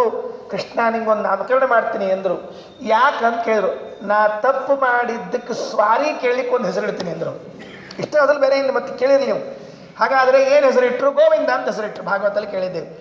ಇಂದ್ರದೇವರು ಕೃಷ್ಣನ ಮೇಲೆ ತಮ್ಮ ಬಲ ತೋರಿಸ್ಲಿಕ್ಕೆ ಹೋಗಿ ಆಗದೇ ಇದ್ದದ್ದಕ್ಕೆ ಒಂದು ನಾಮಕರಣ ಮಾಡಿದ್ದಾರೆ. ಇಲ್ಲೂ ಅದೇ ಸಿಚುವೇಶನ್ ಅದು. ಇಲ್ಲೇನದ? ಇಂದ್ರದೇವರು ವಜ್ರಾಯುಧವನ್ನು ಪ್ರಯೋಗ ಮಾಡಲಿಕ್ಕೆ ಹೋದ್ರು ಹನುಮನಿಗೆ, ಆಗಲಿಲ್ಲ, ತಪ್ಪಾಯಿತು ಅಂತ ಕೇಳಿಕೊಂಡು ಬಂದ ಹೆಸರಿಡ್ಲಿಕ್ಕೆ ಹೊರಟಿದ್ದೆ ಇದು ಮತ್ತಿಲ್ಲಿ. ಹಾಗಾದರೆ ಏನಾದರೂ ಆಗಿದ್ದಿದ್ರೆ ನಾಮಕರಣ ಮಾಡ್ತಾರೆ ಯಾರು? ಏನಾದರೂ ಆದ್ರಲ್ಲ, ತಪ್ಪಾದರೆ ಸಾರಿ ಕೇಳಲಿಕ್ಕೆ ನಾಮಕರಣ ಮಾಡಿದ್ರಂತೆ ದೇವತೆಗಳು. ಅದಕ್ಕಾಗಿ ಹನುಮಾನ್ ಅಂದರೆ ಪ್ರಶಸ್ತವಾದ ಮುಖವುಳ್ಳವನು, ಹೊರತಾಗಿ ಹೊಡೆಸಿಕೊಂಡು ಗದ್ದ ಕೆಡಿಸಿಕೊಂಡವನು ಅಂತಲ್ಲ. ಒಂದೆರಡು ಮಾತು ಹೇಳ್ತೀನಿ ನಿಮಗೆ, ಪುರಾಣದಲ್ಲಿದ್ದ ಕಥೆ ಗೊತ್ತಿರಬೇಕು. ಗರುಡ ಒಂದು ಸರ್ತಿ ಅಮೃತ ತರ್ಲಿಕ್ಕೆ ಹೋಗಿದ್ದಂತೆ. ಎಲ್ಲಿ ಹೋಗಿದ್ದ ಅಮೃತ ತರಲಿಕ್ಕೆ? ಸ್ವರ್ಗಕ್ಕೆ ಹೋಗಿದ್ದಂತೆ. ಸ್ವರ್ಗದಾಗ ಮತ್ತೆ ಅದು ಅಮೃತ ತಗೊಂಡ್ರು. ತಿರುಗಿ ಬರ್ಬೇಕಾದ್ರೆ ಇಂದ್ರದೇವರು ಯುದ್ಧಕ್ಕೆ ನಿಂತ್ಕೊಂಡ್ರಂತೆ. ಗರುಡ, ನೀ ನಮ್ಮನೆಗಿನ ಅಮೃತ ಯಾಕೆ ತಗೊಂಡು ಹೊಂಟಿ? ಯುದ್ಧಕ್ಕೆ ನಿಲ್ಲು ಅಂದರು. ಬಾ ಅಂದ ಗರುಡ. ಹೊಡೆದ್ರಿ. ಏನಿಲ್ರಿ, ಇಬ್ಬರದು ಯುದ್ಧ 1 ಗಂಟೆ ಆಯ್ತು. ಗರುಡ ಅಂದ, ಮುಗಿಸೋ, ನಂಗೆ ಟೈಮ್ ಇಲ್ಲ, ಆಚಾರ್ಯಗೂ ಪ್ರವಚನ ಟೈಮ್ ಮುಗೀತಿ, ಇವತ್ತು ಹೊರಡ್ಬೇಕು ಅರ್ಜೆಂಟು, ನೀ ಸುಳ್ಳು ಏನು ಹೊಡ್ಕೋತ ನಿಂತಿ ಅಂದರು. ವಜ್ರಾಯುಧ ಎತ್ತಿದ ಇಂದ್ರದೇವರು. ವಜ್ರಾಯುಧ ಎತ್ತಿದ್ರೆ ಗರುಡ ಅಂತಾನೆ, ಈ ವಜ್ರಾಯುಧ ನಂಗೆ ಏನೂ ಮಾಡಲ್ಲ, ಹೊಡಿ ನೋಡ ಅಂದರು. ಒಂದೇಟು ಹೊಡೆದ್ರು, ಏನಾಗಲಿಲ್ಲ. ಇಂದ್ರದೇವರಿಗೆ ಆಶ್ಚರ್ಯ ಆಯಿತು. ನನ್ನ ವಜ್ರಾಯುಧ ಏನೂ ಕೆಲಸ ಮಾಡಲಿಲ್ಲ ಅಂದ್ರೆ ನಾಳೆ ಈ ವಜ್ರಾಯುಧ ನಂಬೋರು ಯಾರು ಅಂದರು. ಗರುಡನ್ ಕೇಳಿದ್ರು, ಗರುಡ ಹೆಂಗೋ ಅಂದರು. ಗರುಡ ಒಂದು ಮಾತು ಹೇಳಿದ, ನೋಡು, ಆ ವಜ್ರಾಯುಧ ಹೊಡೆದದ್ದಕ್ಕೆ ನಿನಗೆ ಅಪಕೀರ್ತಿ ಬರಬಾರ್ದು ಪಾಪ. ಅಷ್ಟೇ ಅಲ್ಲ, ಅದು ದದೀಚ ಋಷಿಗಳ ಅಸ್ಥಿ, ಅದು ಪಾಪ ಋಷಿಗಳು ತಪಸ್ಸು ಮಾಡಿದ್ದು. ಅಷ್ಟೇ ಅಲ್ಲ, ನಾರಾಯಣ ವರ್ಮ ಅವರು ತಪಸ್ಸು ಮಾಡಿದ್ದು, ಜಪ ಮಾಡಿದ್ರು. ನಾನು ನಾರಾಯಣನಿಗೆ ಗೌರವ ಕೊಡಬೇಕು ಅನ್ನೋದಕ್ಕಾಗಿ ಒಂದು ಗರಿ ಬೀಳಿಸ್ತೀನಿ ಅಂದರು. ಒಂದು ಗರಿ ಹಿಂಗಂದ್ರೆ ಬಿತ್ತು, ಚಪ್ಪಾಳೆ ಹೊಡೆದ್ಬಿಟ್ರು. ಇಂದ್ರದೇವರು ಹೊಡೆದ್ರು, ಗರಿ ಬಿದ್ದು ಹೋಗ್ಬಿಡ್ತು ಅಂತ ಚಪ್ಪಾಳೆ ಹೊಡೆದ್ಬಿಟ್ರು. ಇಷ್ಟೇ ಆದದ್ರಿ ಮ್ಯಾಚಲ್ಲಿ. ಇದು ಮಹಾಭಾರತದ ಆದಿ ಪರ್ವದಲ್ಲಿ ಬರೋ ಕಥೆ ಇದು. ವಾಯುದೇವರ ಕೆಳಗಿನ ದೇವತೆಯಾದ ಗರುಡ ದೇವರಿಗೆ ವಜ್ರಾಯುಧದ ಬಿದ್ರೆ ಪೆಟ್ಟು ಒಂದು ಗರಿ ಬೀಳಲಿಲ್ಲ. ಬೀಳಿಸಿದರೆ ಅಂಥದ್ದು ಇಂದ್ರದೇವರ ವಜ್ರಾಯುಧದ ಪೆಟ್ಟು ಬಿದ್ದು ಹನುಮಂತನಿಗೆ ಗದ್ದ ಹೊಡೀತು ಅಂದರೆ ಯಾರು ನಂಬಬೇಕು, ಯಾರು ಬಿಡಬೇಕು ಹೇಳೋಣ ಅಂತ. ಇದು ನಂಬುವಂಥ ಕಥೆಗಳೇ ಅಲ್ಲ, ಇವೆಲ್ಲ ಪುರಾಣದಲ್ಲಿ ಇರ್ತದೆ. ಭೀಮಸೇನ ದೇವರಾದಾಗ ಅಶ್ವತ್ಥಾಮಾಚಾರು ನಾರಾಯಣಾಸ್ತ್ರ ಬಿಟ್ಟಿದ್ರು. ಅರ್ಜುನ ಧರ್ಮರಾಜಾದಿಗಳೆಲ್ಲ ಕೈ ಮುಗಿದ್ಬಿಟ್ರು. ಸ್ವಾಮಿ ಮುಗಿತು ನಮ್ದಿನ, ಅಶ್ವತ್ಥಾಮಾಚಾರ ನಾರಾಯಣಾಸ್ತ್ರ ಅಂದ್ರೆ ನಮ್ಮ ಕಥೆ ಮುಗದೇ ಹೋಯ್ತು, ಹೆಂಗೆ ಬದುಕಬೇಕು ಹೇಳು. ಕೃಷ್ಣ ಒಂದ ಮಾತು ಹೇಳ್ದ, ನಾರಾಯಣಾಸ್ತ್ರ ತುಂಬ ಸಿಂಪಲ್ ಅಂದ. ಏನು ಯಾರು ನಮಸ್ಕಾರ ಹಾಕ್ತಾರೆ ಬಿಟ್ಬಿಡ್ತು ಅಂತ ಹೇಳ್ಬಿಟ್ಟು. ಅಯ್ಯಯ್ಯೋ ಇಷ್ಟನೇ, ಎಲ್ಲರೂ ದುಬು ದುಬು ದುಬು ನಮಸ್ಕಾರ ಹಾಕ್ಬಿಟ್ರು. ಕೃಷ್ಣ ಕೃಷ್ಣ ನಮಸ್ಕಾರ ಹಾಕ್ಬಿಟ್ರು. ನಾರಾಯಣಾಸ್ತ್ರ ಅವ್ರನ್ನ ತಿರುಗಿ ಹಿಂಗೆ ಡೈವರ್ಟ್ ಆಗಿಬಿಡ್ತಾರೆ. ಎಲ್ಲಿ ಹೋಯ್ತು? ರಥದಾಗೊಬ್ಬ ಹಿಂಗೆ ಕೂತಿದ್ರು ಶಟ್ಕೊಂಡು ಹಿಂಗೆ. ಭೀಮ ಬಂತ್ರಿ, ಭೀಮನ ಮೇಲೆ ಧರ್ಮರಾಜ ಅರ್ಜುನ ಕೂಗ್ಲಿಕ್ಕತ್ತಾರ, ಅಣ್ಣ ಒಂದು ನಮಸ್ಕಾರ ಮಾಡಿಬಿಡು. ನಮಸ್ಕಾರ ನಾನು ಮಾಡಂಗಿಲ್ಲ ನಾವು, ಯಾಕಂತ ಇರೋರು ಖಾಲಿ ಪೀಲಿ ನಮಸ್ಕಾರ ಇಲ್ಲ ನಮ್ದಂದ್ರು. ಹಂಗೆ ಮಾಡಿ ಅಭ್ಯಾಸನೇ ಇಲ್ಲ ನಮಗೆ. ಯಾಕಂದ್ರು ನಮಸ್ಕಾರ ಮಾಡ್ತೀನಿ, ನಾರಾಯಣನಿಗೆ ಮಾಡ್ತೀನಿ, ಆ ಅಸ್ತ್ರದ ಅಭಿಮಾನಿ ನಾರಾಯಣವನಿಗೆ ಮಾಡ್ತೀನಿ. ಆದರೆ ಶತ್ರುಗಳು ಬಿಟ್ಟು ಅಸ್ತ್ರಕ್ಕೆ ನಾನು ತಲೆ ಬಾಗಿಸ್ಬೇಕಾ? ಅಶ್ವತ್ಥಾಮಾಚಾರ ಬಿಟ್ಟಿದ್ದಾರೆ ಅಂತ ತಿಳ್ಕೊಂಡು ನನ್ನ ಪ್ರಾಣ ಉಳಿಸ್ಕೋಬೇಕು ಅಂತ ನಾನು ಮಾಡ್ಬೇಕಾ? ನಾವು ಚಾನ್ಸ್ ಅದು ಕೂತ್ಬಿಟ್ರಿ, ಹಿಂಗೆ ಕೂತ್ಬಿಟ್ರು. ಸುಮ್ಮನೆ ನಿಂತಿದ್ರೆ ಪರಿಸ್ಥಿತಿ ನೋಡ್ರಿ ಹೆಂಗಿತ್ತು. ಬಂದ ನಾರಾಯಣಾಸ್ತ್ರ ಅವ್ರ ತಲೆ ಮೇಲೆ ನಿಂತ್ಕೊಂಡ್ಬಿಡ್ತು, ಬಿತ್ತು ತಲೆ ಮೇಲೆ. ಹೆಂಗೆ ಕಾಣಿಸ್ತಿತ್ತು ಅಂದರೆ ಫೋಟೋ ಹೊಡೆದಿಟ್ಟಾರೆ. ಕೆಂಡದೊಳಗೆ ಕೆಂಡ ತಂದು ಹಾಕಿದಂಗೆ ಇತ್ತಂತೆ. ಏನು ನಿಗಿ ನಿಗಿ ನಿಗಿ ಅಗ್ನಿ ಒಳಗೆ ಒಂದು ಇಡ್ಲಿ ಒಂದು ಕೆಂಡ ತಂದು ಹಿಂಗೆ ಹಾಕಿದ್ರೆ ಏನಾಗ್ಬೇಕು? ಏನೂ ಆಗಲಿಲ್ಲ. ಅರ್ಜುನ ಕೇಳಿದಂತ, ಕೃಷ್ಣ ನಾ ಏನು ಮಾಡಲಿ, ಮತ್ತೆ ನಮ್ಮ ಅಣ್ಣನ ಸೇವಾ ಮಾಡ್ಬೇಕಂತ. ನೀವು ಒಂಚೂರು ಬಾಣ ಬಿಡು ವರುಣಾಸ್ತ್ರ ಅಂದ ಕೃಷ್ಣ. ಮ್ಯಾಲಿಂದ ವರುಣಾಸ್ತ್ರ ಬಿಟ್ಟಾರ, ನೀರು ಏನು ಒಂದು ಹನಿ ಒಳಗೆ ಮುಟ್ಲೇ ಇಲ್ಲ. ಯಾಕಂದ್ರೆ ಭಗ ಭಗ ಭಗ ಉರಿಗೆ ಸುಟ್ಟು ಹೋಗ್ಬಿಡ್ತಲ್ಲೇ. ಕೃಷ್ಣಗೆ ಗೊತ್ತಾಯ್ತು ಇದು ಹಠಮಾರಿ ಹುಡುಗದ, ಇದು ಎಂದೂ ತಲೆ ಬಗ್ಸಂಗಿಲ್ಲ ಅಂತ ಗೊತ್ತಾಗಿ ತಾನೇ ಹೋಗಿ ಕೈ ಹಿಡಿದು ರಥದಿಂದ ಇಳಿಸಿಬಿಟ್ಟ. ನಾರಾಯಣಾಸ್ತ್ರ ಶಾಂತ ಆಗುತ್ತೆ. ಯಾಕೆ? ರಥ ಇಳಿದ್ಬಿಟ್ರೆ ಮುಗಿದೋಯ್ತು ಅಂತ ಕೆಲಸ. ಭೀಮಸೇನ ದೇವರು ಇಳಿಲಿಲ್ಲ. ಅಂದರು. ಮತ್ತು ನಾರಾಯಣಗ ಮನಸ್ಸೈವ ಅದರ ಚಕ್ರೆ, ಮನಸ್ಸಿನಲ್ಲಿ ನಾರಾಯಣ ನಮಸ್ಕಾರ ಮಾಡಿದರು. ಇದು ಮಹಾಭಾರತದ ಯುದ್ಧ ಪರ್ವದಲ್ಲಿ ನಾವು ಕೇಳ್ತೇವೆ ಈ ಕಥೆಗಳನ್ನು. ಯಾವಾಗ ನಾರಾಯಣಾಸ್ತ್ರ ಏನು ಮಾಡಲಿಲ್ಲ, ಬ್ರಹ್ಮಾಸ್ತ್ರ ಏನು ಮಾಡಲಿಲ್ಲ, ಇಂದ್ರದೇವರು ವಜ್ರಾಯುಧ ಏನು ಮಾಡ್ತಾರೆ ಎಲ್ಲಾರು. ಅದಕ್ಕೆ ಇಂಥ ಕಥೆಗಳನ್ನು ಕೇಳಬೇಕಾದ್ರೆ ನಾವು ಇದೆಲ್ಲ ಗುಹ್ಯ ಭಾಷೆಯಲ್ಲಿ ಅಥವಾ ಹೀಗೆ ದರ್ಶನ ಭಾಷೆಯಲ್ಲಿ ಬರೆದದ್ದು. ಅವತ್ತಿನ ಕಾಲಕ್ಕೆ ಜನ ಏನು ನೋಡಿದ್ರು ಅದನ್ನು ಬರೆದು ಬಿಟ್ಟಾರೆ ಅಷ್ಟೇ ವಾಲ್ಮೀಕಿಗಳು. ಹಾಗಾಗಿ ಹನುಮಂತ ಅಂತ ನಿಜವಾಗಿ ಯಾಕೆ ಕರಿಬೇಕು ಅಂದರೆ, ಏ ಗುಣ ನಾಮ ಜಗತ್ ಪ್ರಸಿದ್ಧಾಗ ಯಂ ತೇಷು ತೇಷು ಸ್ಮ ನಿದರ್ಶಯಂತಿ ಸಾಕ್ಷಾನ್ ಮಹಾಭಾಗವತ ಪ್ರಬರ್ಹಂ ಶ್ರೀಮಂತಮೇನಂ ಹನುಮಂತ ಬಾಹು ಕರ್ಮಾಣಿ ಕುರ್ವನ್ ಪರಮಾದ್ಭುತಾನಿ ಸಭಾಸು ದೈವೀಷು ಸಭಾಜಿತಾನಿ ಸುಗ್ರೀವ ಮಿತ್ರಂ ಸ ಜಗತ್ ಪವಿತ್ರಂ ರಮಾಪತಿಂ ರಾಮತನುಂ ದದರ್ಶ. ಮುಂದೆ ಬಾಲಲೀಲೆಗಳು. ಕರ್ಮಾಣಿ ಕುರ್ವನ್ ಪರಮಾದ್ಭುತಾನಿ. ಹನುಮಂತನ ಬಾಲಲೀಲೆಗಳು ಒಂದೇ ಎರಡೇ ಪುಣ್ಯಾತ್ಮ ಎಲ್ಲಾದರೂ. ಇವು ಹುಟ್ಟಿದ್ದು ಕೂಡಲೇ ಅಂದರೆ ಸ್ವಲ್ಪ ದಿವಸದಾಗ ಅಂತ ಅರ್ಥ. ಅವು ಹಿಂಗೆ ಅವತಾರ ಮಾಡಿದ್ರಿ, ಮಾಡಿದ ಕೂಡಲೇ ಸೂರ್ಯಗ್ರಹಣ ಬಂದಿತ್ತಂತ ಬರೋಬ್ಬರಿ. ಈ ಇಂದ್ರದೇವರು ಯಾಕೆ ವಜ್ರಾಯುಧ ಹೊಡೆದ್ರು ಅಂತ ಕಥೆ ಬೇಕಲ್ಲ, ಅದಕ್ಕೆ ಈ ಕಥೆ ಇದು. ಏನಾಯಿತು? ಸೂರ್ಯಗ್ರಹಣ ಬಂದಾಗ ಸೂರ್ಯ ಕೂಗಿದ್ದಂತೆ, ಯಾರಾದರೂ ಇದ್ರೆ ನನ್ನ ಗ್ರಹಣದಿಂದ ಪಾರು ಮಾಡ್ರಿ, ರಾಹು ತಿಂತಾನೆ. ಕೂಗಿದ ಕೂಡಲೇ ಹನುಮಂತ ದೇವರು ಸಂಕಟ ಆಯ್ತು. ಅಯ್ಯೋ ಸೂರ್ಯ ಇಷ್ಟು ಕೂಗ್ತಾ ಇದ್ದಾನಲ್ಲ, ನಾನು ಹೋಗಬೇಕು ಅಂತ ಇಟ್ಕೊಂಡು ಹಾರಿದ್ರಂತ. ಯಾವಾಗ್ರಿ ಇನ್ನೂ ಇಷ್ಟಿದ್ರೆ ಹನುಮಂತ ಬಂತು, ಹಾರಿಬಿಟ್ರು. ಪೋತಭಾವದಿ ತರಣಿ ಬಿಂಬಕ್ಕೆ ಲಂಘಿಸಿ ಈತಗೆಣೆ ಯಾರು ಮೂರ್ಲೋಕದೊಳಗೆ. ಪೋತಭಾವದಿ ಇಷ್ಟಿದ್ದಾಗ ಶ್ರೀಪಾದರಾಜರ ಮಧ್ಯನಾಮದಲ್ಲಿ ಹೇಳುವಾಗ ಪೋತಭಾವದಿ, ಪೋತ ಅಂದರೆ ಕೂಸು ಅಂತ. ಪೋತಭಾವದಿ ತರಣಿ ಬಿಂಬಕ್ಕೆ ಲಂಘಿಸಿದ ಈತಗೆ ಎಣೆಯಾರು ಮೂರ್ಲೋಕದೊಳಗೆ. ಮೂರ್ಲೋಕದಲ್ಲಿ ಇವನಿಗೆ ಎಣೆಯಾರು ಹೇಳಿ ನೋಡಂತೆ ಜಿಗದೇ ಬಿಟ್ರು. ರಾಹು ಬರ್ತಾ ಇದ್ದ. ಈ ರಾಹು ಬರ್ತಿದ್ರೆ ಅವನು ಹಿಂಗೆ ಬಾಯಿ ತೆಗೆದ. ಇನ್ನೇನು ಸೂರ್ಯನ ಒಳಗೆ ಹಾಕೋಬೇಕು. ಹನುಮಂತ ಎದುರಿಗೆ ನಿಂತ್ಕೊಂಡ, ಬಾರೋ ನೋಡ್ತೀನಿ ಎಂದ. ಇವು ಕೆಲವು ತುಂಟು ಹುಡುಗರು ಅಂತಿರ್ತಾವೆ, ಸಣ್ಣವರಿದ್ದಾಗ ಜಗಳಕ್ಕೆ ನಿಲ್ಲೋದು ಸ್ವಭಾವ ಅವ್ರು. ನೋಡ್ತೀನಿ ಅಂತಿರ್ತರು. ಭಯಂಕರ ವಿಚಿತ್ರ ಹೋಗೋರು ನೋಡಿನ್ರಿ ನಾನು. ಇವು ಕೆಲವು ಪಾಪ ಕೆಲವು ಇರ್ತಾವ್ರಿ ಅಳ್ಳಿಟ್ಟು ತಿಂದದ್ದು ರೀ. ಒಟ್ಟ ಇನ್ನೊಬ್ರು ತಂಟಿ ತಕರಾರು ಇಲ್ಲೇಲ್ರಿ. ಮನ್ಯಾಗ ಒಂದು ಕುರ್ಚಿ ಮೇಲೆ ನೀವೇನು ಎಷ್ಟು ಅಳ್ಳಿಟ್ಟು ಕೊಡ್ರಿ ಅಷ್ಟು ತಿಂದು ತಣ್ಣಗೆ ಸಾಲಿಗೆ ಹೋಗಿ ಬಂದು ಅಷ್ಟು ಹೋಮ್ವರ್ಕ್ ಮಾಡಿ ಮಲ್ಕೊಂಡ್ಬಿಟ್ಟು ಮುಗಿದ ಕೆಲಸ. ಮರದಿವ್ಸ ಬೆಳಿಗ್ಗೆ ಮತ್ತೆ ಅಂತ ಡ್ರೆಸ್ ಹಾಕೊಳ್ಳೋದು ಮತ್ತೆ ಸಾಲಿಗೆ ಹೋಗೋದು. ಇಷ್ಟೇ ರೀ ಜೀವನದಾಗ ಹೋಗಿ ಕೊಲಿತ ಹಾಕೊಂಡು ಹಂಗೆ ಇರ್ತಾವೆ. ಈಗ ಕೆಲವು ಕೊಲಿ ಇರ್ತಾವೆ, ಒಂದು ಚಡ್ಡಿ ಹಾಕೊಂಡು ಇಡೀ ಊರು ತುಂಬ ಇರ್ತೈತೆ. ನೋಡ್ತೀನಿ ನಿನಗೆ ಅಂತ ಇರ್ತಾವೆ. ಹನುಮಂತನ ಪೈಕಿ ರೀ ಅವು ಜಿಗದ ಬಿಟ್ಟು ಹನುಮಂತ ನೋಡ್ತೀನಿ ಅಂತೇಳಿ ಒಂದೇಟ್ ರಾಹು ಬಿಟ್ಟ ಹೇಳ್ತೀನಿ. ರಾಹು ಹೊಡ್ತಾ ತಿಂದು ವಿಲಿ ಕಂಪ್ಲೇಂಟು ಯಾರ ಕಡೆಗೆ? ಇಂದ್ರನ ಕಡೆಗೆ. ಇಂದ್ರ, ನೀವೆಲ್ಲ ದೇವತೆಗಳು ಸೇರಿ ನನಗೆ ಮಾತು ಕೊಟ್ಟಿದ್ರಿ, ಪರ್ವಣಿ ಸೂರ್ಯನ ಚಂದ್ರನ ನುಂಗು ಅಂತಕೊಂಡು ನುಂಗ್ಲಿಕ್ಕೆ ಹೊರಟಿನಿ, ಯಾವುದೋ ಒಂದು ಮಂಗ್ಯ ಬಂದದ ನಂಗೆ ಅಡ್ಡು ನಿಂತದ. ಹೌದಾ ಸರಿ ಅಂತ ವಜ್ರಾಯುಧ ಎತ್ತಿ ಒಗೆದ್ಬಿಟ್ರು. ವಜ್ರಾಯುಧ ಎತ್ತಿ ಇಂದ್ರದೇವರು ಬಂದು ಒಗೆದ್ರೆ ಏನು ಹೆದರ್ಕೊಳ್ಳಿಲ್ಲ, ಬಿಡ್ಲಿಲ್ಲ. ಏನಿಲ್ಲ, ಒಂದು ಪಟ್ ಅಂತ ಇಲ್ಲಿ ಬಿತ್ತು ಗದ್ದಕ್ಕೆ. ಮೊಸಳಿಗೆ ಹೊಡೆದಿದ್ರು ಅವರು, ಒಂದೇಟ್ ಬಿತ್ತು. ಅವರಪ್ಪ ವಾಯುದೇವರಿಗೆ ಗೊತ್ತಾಯ್ತು, ಮೂಲ ರೂಪದ ವಾಯುದೇವರಿಗೆ.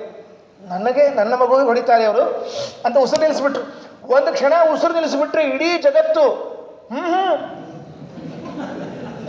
ಕೃಷ್ಣಾಯ ನಮಃ. ಒಬ್ಬರಿಗರ ಅಸ್ತಮಾ ಪೇಷಂಟು ಅಲ್ರಿ, ಅಸ್ತಂಗಮಿಸೋ ಪೇಷಂಟ್ ಇವೆಲ್ಲ. ಎಲ್ಲ ದೇವತೆಗಳು ಬಂದು ಸ್ವಾಮಿ ವಾಯುದೇವ ಉಸಿರಾಡಿಸೋ ಮಹಾರಾಯ, ನಾವು ಹೋಗ್ಬಿಡ್ತೀವಿ, ನನ್ನ ಮಗಗೆ ಯಾಕೆ ಹೊಡೆದಿರಿ? ಇಂದ್ರದೇವರು ತಪ್ಪಾತು, ಒಂದು ನಾಮಕರಣ ಮಾಡ್ತೀನಿ, ಏನು ಹನುಮಂತ ಅಂತ ಹೇಳುತ್ತೆ ಅಂತಿಟ್ಟು. ಇದು ಬಾಲಿಲ್ಲ ರೀ, ಇದು ಫಸ್ಟ್ ಸ್ಟಾರ್ಟಿಂಗ್ ರೀ. ಕರ್ಮಾಣಿ ಕುರ್ವನ್ ಪರಮಾದ್ಭುತಾನಿ. ಇನ್ನೊಂದು ಲೀಲಾ ರೀ. ಏನು? ಸೂರ್ಯಗೆ ಸಂತೋಷ ಆಯ್ತಂತ ಹನುಮಂತನ ಕಂಡೆ. ನಂಗೆ ಉಳಿಸಿದ ಹನುಮಂತ ಪಾಠಕ್ಕೆ ಬಾ ನನ್ನ ಕಡೆ ಅಂದರು. ಸರಿ ಅಂದ್ರಿ, ಪಾಠಕ್ಕೆ ಬರ್ಲಿಕ್ಕೆ ಶುರು ಮಾಡಿದ್ರಿ. ಯಾರ ಕಡೆ ಪಾಠಕ್ಕೆ ಹೋಗ್ಬೇಕು? ಹನುಮಂತ ದೇವರು ಸೂರ್ಯನ ಕಡೆಗೆ ಪಾಠಕ್ಕೆ ಹೋಗ್ಬೇಕು. ಪಾಠ ಹೇಳಲಿಕ್ಕೆ ಶುರು ಮಾಡಿದರು.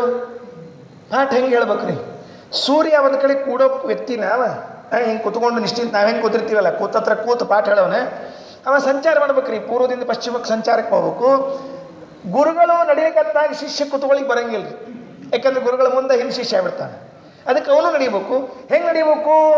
ಗುರುಗಳು ಹಿಂಗೆ ನಡೆದ್ರೆ ಪಾಠ ಆಗಂಗಿಲ್ಲ, ಮುಂದೆ ನಡೆದ್ರೆ ಪಾಠ ಆಗಂಗಿಲ್ಲ. ಹೆಂಗೆ ನಡಿಬೇಕು? ಅಭಿಮುಖನಾಗಿ ನಡಿಬೇಕು. ತರಣಿಗಭಿಮುಖನಾಗಿ ಶಬ್ದಶಾಸ್ತ್ರವ ರಚಿಸಿ, ತರಣಿಗೆ ಅಭಿಮುಖನಾಗಿ.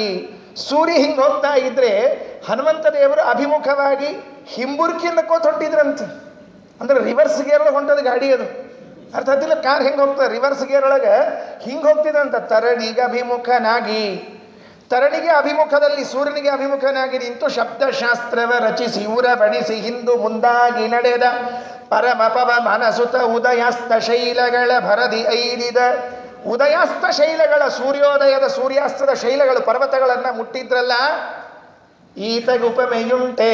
ಇವನಿಗೆ ಯಾರು ಸಮ ಇದ್ದಾರೆ ಹೇಳಿ ನೋಡಂತ? ಚಾನ್ಸೇ ಇಲ್ಲ. ಕರ್ಮಾಣಿ ಕುರ್ವನ್ ಪರಮಾದ್ಭುತಾನಿ. ಸ್ವಾಮಿಗಳು ಮುಂದೆ ಹೊಂಟಿರ್ತಾರೆ, ಇವು ಹಿಂದೆ ಹೋಗ್ಲಿಕ್ಕೆ ಆಗಂಗಿಲ್ಲ ನಮಗೆ. ನೋಡ್ತಿರ್ಬೇಕ್ರಿ ಎಲ್ಲರ ಸ್ವಾಮಿಗಳು ತಿರುಗಿ ಕಾರ್ ಹತ್ತು ಕೂತ್ಬಿಟ್ಟಿರ್ತಾವ, ಇವು ಹಿಂದಿಂದ ಇನ್ನೂ ನೋಡ್ಕೊ ಸುಸ್ ಅನ್ಕೋತ ಬಂದಿರ್ತಾವ. ನಮ್ಮ ಹಣೆ ಬಾರ್ರಿ ಇವೆಲ್ಲ. ಸ್ವಾಮಿಗಳು ಹಿಂದೆ ಬೆನ್ನು ಹತ್ತಿಗೆ ಬರಂಗಿಲ್ಲ. ಸೂರ್ಯನಿಂದ ಹೆಂಗೆ ಬೆನ್ನು ಹತ್ಕೊಂಡು ಹೋಗ್ತೀವಿ? ಸೂರ್ಯನ ವೇಗ ಎಷ್ಟಿದೆ? ಅವನ ವಿಜ್ಞಾನದ ಪ್ರಕಾರ ಸೂರ್ಯನ ವೇಗವನ್ನು ಕೇಳ್ಕೊಡ್ರಿ, ಎಷ್ಟು ವೇಗವಾಗಿ ಹೋಗ್ತಿರ್ತಾನೆ ಅಂತ ಹೇಳಿ. ಅಷ್ಟು ವೇಗದಿಂದ ಹೊರಟಿದ್ರೆ ಅವರಿಗಿಂತಲೂ ಮುಂದೆ ಹೊರಟಿದ್ರು. ಮುಂದ್ಮುಖವಾಗಿ ಅಲ್ಲ, ಹಿಮ್ಮುಖವಾಗಿ ಹೊರಟಿದ್ರು. ಮನೋಜವಂ ಮಾರುತ ತುಲ್ಯ ವೇಗಂ ಜಿತೇಂದ್ರಿಯಂ ಬುದ್ಧಿಮತಾಂ ವರಿಷ್ಠಂ. ಮನೋಜವ, ಸೂರ್ಯನ ಜವ ಏನು? ಮನೋಜವ ಇದ್ದಾರೆ ವಾಯುದೇವರು. ಅದಕ್ಕೆ ಕರ್ಮಾಣಿ ಕುರ್ವನ್ ಪರಮಾದ್ಭುತಾನಿ ಸಭಾಸು ದೈವೀಷು ಸಭಾಜಿತಾನಿ.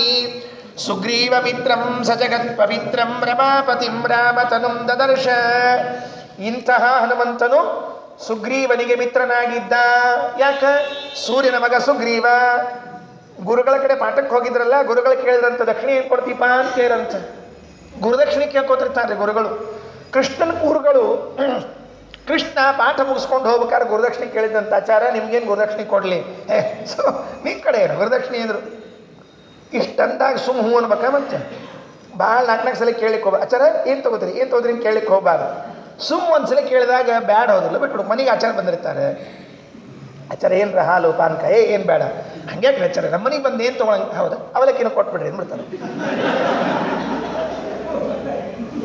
ಹಾಲು ಹೋದ ಅವಲಕ್ಕಿಗೆ ಬಂತು, ಸುಮ್ಮ ಕೂತ್ರೆ ಮುಗಿದು ಹೋಗ್ತಿರ್ತದೆ. ಏನು ಕೇಳಿದ್ರು? ಸತ್ತ ನನ್ನ ಮಗ ಕರ್ಕೊಂಬ ಅಂದ್ರು. ಯಾರು? ಕೃಷ್ಣನ ಗುರುಗಳು ಸಾಂದೀಪನ್ಯಾಚಾರ್ಯರು ಸತ್ತ ಮಗನನ್ನ ಕರ್ಕೊಂಬ ಅಂದ್ರು. ಬೇಕಾಗಿತ್ತ ಈ ಗುರುದಕ್ಷಿಣೆ? ಹನುಮಂತೇವ್ರ ಗುರುಗಳು ಸೂರ್ಯ. ಗುರುದಕ್ಷಿಣೆ ಏನು ಕೊಟ್ಟು ನೀವೇನು ಕೇಳ್ತಾರೆ ಕೊಡ್ತೀನಿ ಅಂತ ಸಮರ್ಥ ಹನುಮಂತ. ಏನು ಬೇಡ, ನನ್ನ ಮಗ ಸುಗ್ರೀವ ಇದ್ದಾನೆ, ಅವನು ನೋಡ್ಕೋತೀನಿ, ಮಾತು ಕೊಡು ಸಾಕಷ್ಟು, ನೀನು ಅವನು ನೋಡ್ಕೋಬೇಕು ಅಷ್ಟೇ. ಎಸ್ ಅಂತ. ಸುಗ್ರೀವ ಮಿತ್ರಂ ಸಜಗತ್ ಪವಿತ್ರಂ ರಮಾಪತಿಂ ರಾಮತನುಂ ದದರ್ಶ. ಸುಗ್ರೀವ ಮಿತ್ರನಾದರೂ ಗುರುದಕ್ಷಿಣೆಯ ಪದದಲ್ಲಿ ಬಂದಿದ್ದಾರೆ. ಇಂತಿಪ್ಪ ಹನುಮಂತನಿಗೆ ಏನಾಯಿತು? ರಾಮ ಬಂದ. ನೋಡಿ ಕೂಡಿಸ್ಬಿಟ್ರು ಪಂಡಿತಾಚಾರ್ಯ ಕಥೆಯನ್ನ. ಜಗತ್ ಪವಿತ್ರಂ ರಾಮಪತಿಂ ರಮಾಪತಿಂ ರಾಮತನುಂ ದದರ್ಶ. ಸರಿಯಾಗಿ ಋಷ್ಯಮುಖ ಪರ್ವತದಲ್ಲಿ ನಮ್ಮ ಹಂಪಿ ಕಿಷ್ಕಿಂದ, ಆ ಕಿಷ್ಕಿಂದೆಯಲ್ಲಿ ಬರೋಬ್ಬರಿ ಹನುಮಂತ ಸುಗ್ರೀವ ಇದ್ದಾಗ ರಾಮಚಂದ್ರ ಬಂದರು.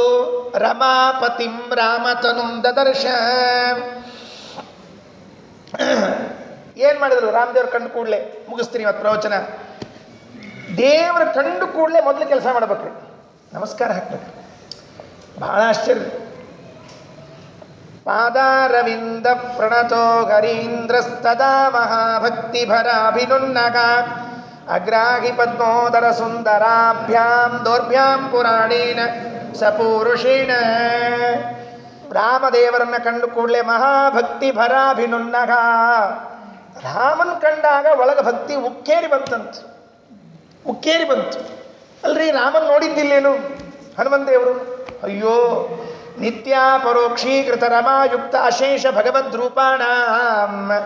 ಮಂತ್ರಾಲಯ ಪ್ರಭುಗಳು ಪ್ರಾತಃ ಸಂಕಲ್ಪ ಗದ್ದಲ್ಲಿ ಹೇಳುವಾಗ ಒಂದು ಮಾತು ಹೇಳ್ತಾರೆ, ನಮ್ಮ ವಾಯುದೇವರಿಗೆ ಭಗವಂತನ ಈ ರೂಪ ಕಾಣಿಸಿದ್ದಿಲ್ಲ, ಪ್ರತ್ಯಕ್ಷ ಇದ್ದಿದ್ದಿಲ್ಲ ಅಂತ ತಿಳಿಬೇಡ್ರಿ. ನಿತ್ಯ ಪರೋಕ್ಷೀಕೃತ ರಮಾಯುಕ್ತ ಅಶೇಷ ಭಗವದ್ರೂಪಾಣ. ಆದರೂ ಎದುರಿಗೆ ಕಂಡಾಗ ಮಾಡಬೇಕಲ್ಲ ಕೆಲಸ, ಸಾಷ್ಟಾಂಗ ನಮಸ್ಕಾರ ಹಾಕಿಬಿಟ್ಟು ಪಾದಾರವಿಂದ ಪ್ರಣತೋ ಹರೀಂದ್ರಗ ತದಾ ಮಹಾಭಕ್ತಿ ಭರಾಭಿನುನ್ನಗ. ಹಿಂಗೆ ನಮಸ್ಕಾರ ಮಾಡಿದರೆ ರಾಮ ಏನು ಮಾಡಿದ? ಅಗ್ರಾಹಿ ಪದ್ಮೋದರ ಸುಂದರಾಭ್ಯಾಂ ದೌರ್ಭ್ಯಾಂ ಪುರಾಣೇನ ಸಪೂರುಷೇಣ. ಎರಡೂ ತೋಳುಗಳನ್ನು ಹಿಡಿದು ಭುಜಗಳನ್ನು ಹಿಡಿದು ಹನುಮಂತನದ್ದನ್ನು ಎತ್ತಿದ್ದಂತೆ. ಏನು ದೃಶ್ಯ ರೀ, ಏನು ದೃಶ್ಯ, ಆನಂದ ಆಗತ್ತೆ. ಹನುಮಂತ ಸಾಷ್ಟಾಂಗ ನಮಸ್ಕಾರ ಮಾಡೋದೇನು ಪಾದ ಹಿಡ್ಕೊಂಡು. ಅವರು ನಮಸ್ಕಾರ ಮಾಡುವಾಗ ಅನುಸಂಧಾನ ಮಾಡಿದ್ದು ಏನೆಲ್ಲ ಚಿಂತನೆಗಳು. ಒಂದೇ ಶ್ಲೋಕ ಇದೆ. ಪಾದಾರವಿಂದ ಪ್ರಣತೋ ಹರೀಂದ್ರಸ್ತದಾ ಮಹಾಭಕ್ತಿ ಭರಾಭಿನುನ್ನಗ ಅಗ್ರಾಹಿ ಪದ್ಮೋದರ ಸುಂದರಾಭ್ಯಾಂ ದೌರ್ಭ್ಯಾಂ ಪುರಾಣೇನ ಸಪೂರುಷೇಣ. ರಾಮ ಎತ್ತಿದ್ದು ಪರಮ ಸುಂದರವಾದ ದೃಶ್ಯ. ಸಮಯ ಆಗಿದೆ, ಇವತ್ತು ನಿಲ್ಲಿಸ್ತೇನೆ. ನಾಳೆ ಸಾಯಂಕಾಲ ಹನುಮಂತನನ್ನು ರಾಮಚಂದ್ರ ಹಿಡಿದು ಎತ್ತಿದ ಅನ್ನೋದರಿಂದ ಮತ್ತೆ ಪ್ರಾರಂಭ ಮಾಡೋಣಂತೆ. ಶ್ರೀಕೃಷ್ಣ ಅರ್ಪಣಮಸ್ತು. ಅಕ್ಷಯಂ ಕರ್ಮ ಯಸ್ಮಿನ್ ಪರೇ ಸ್ವರ್ಪಿತಂ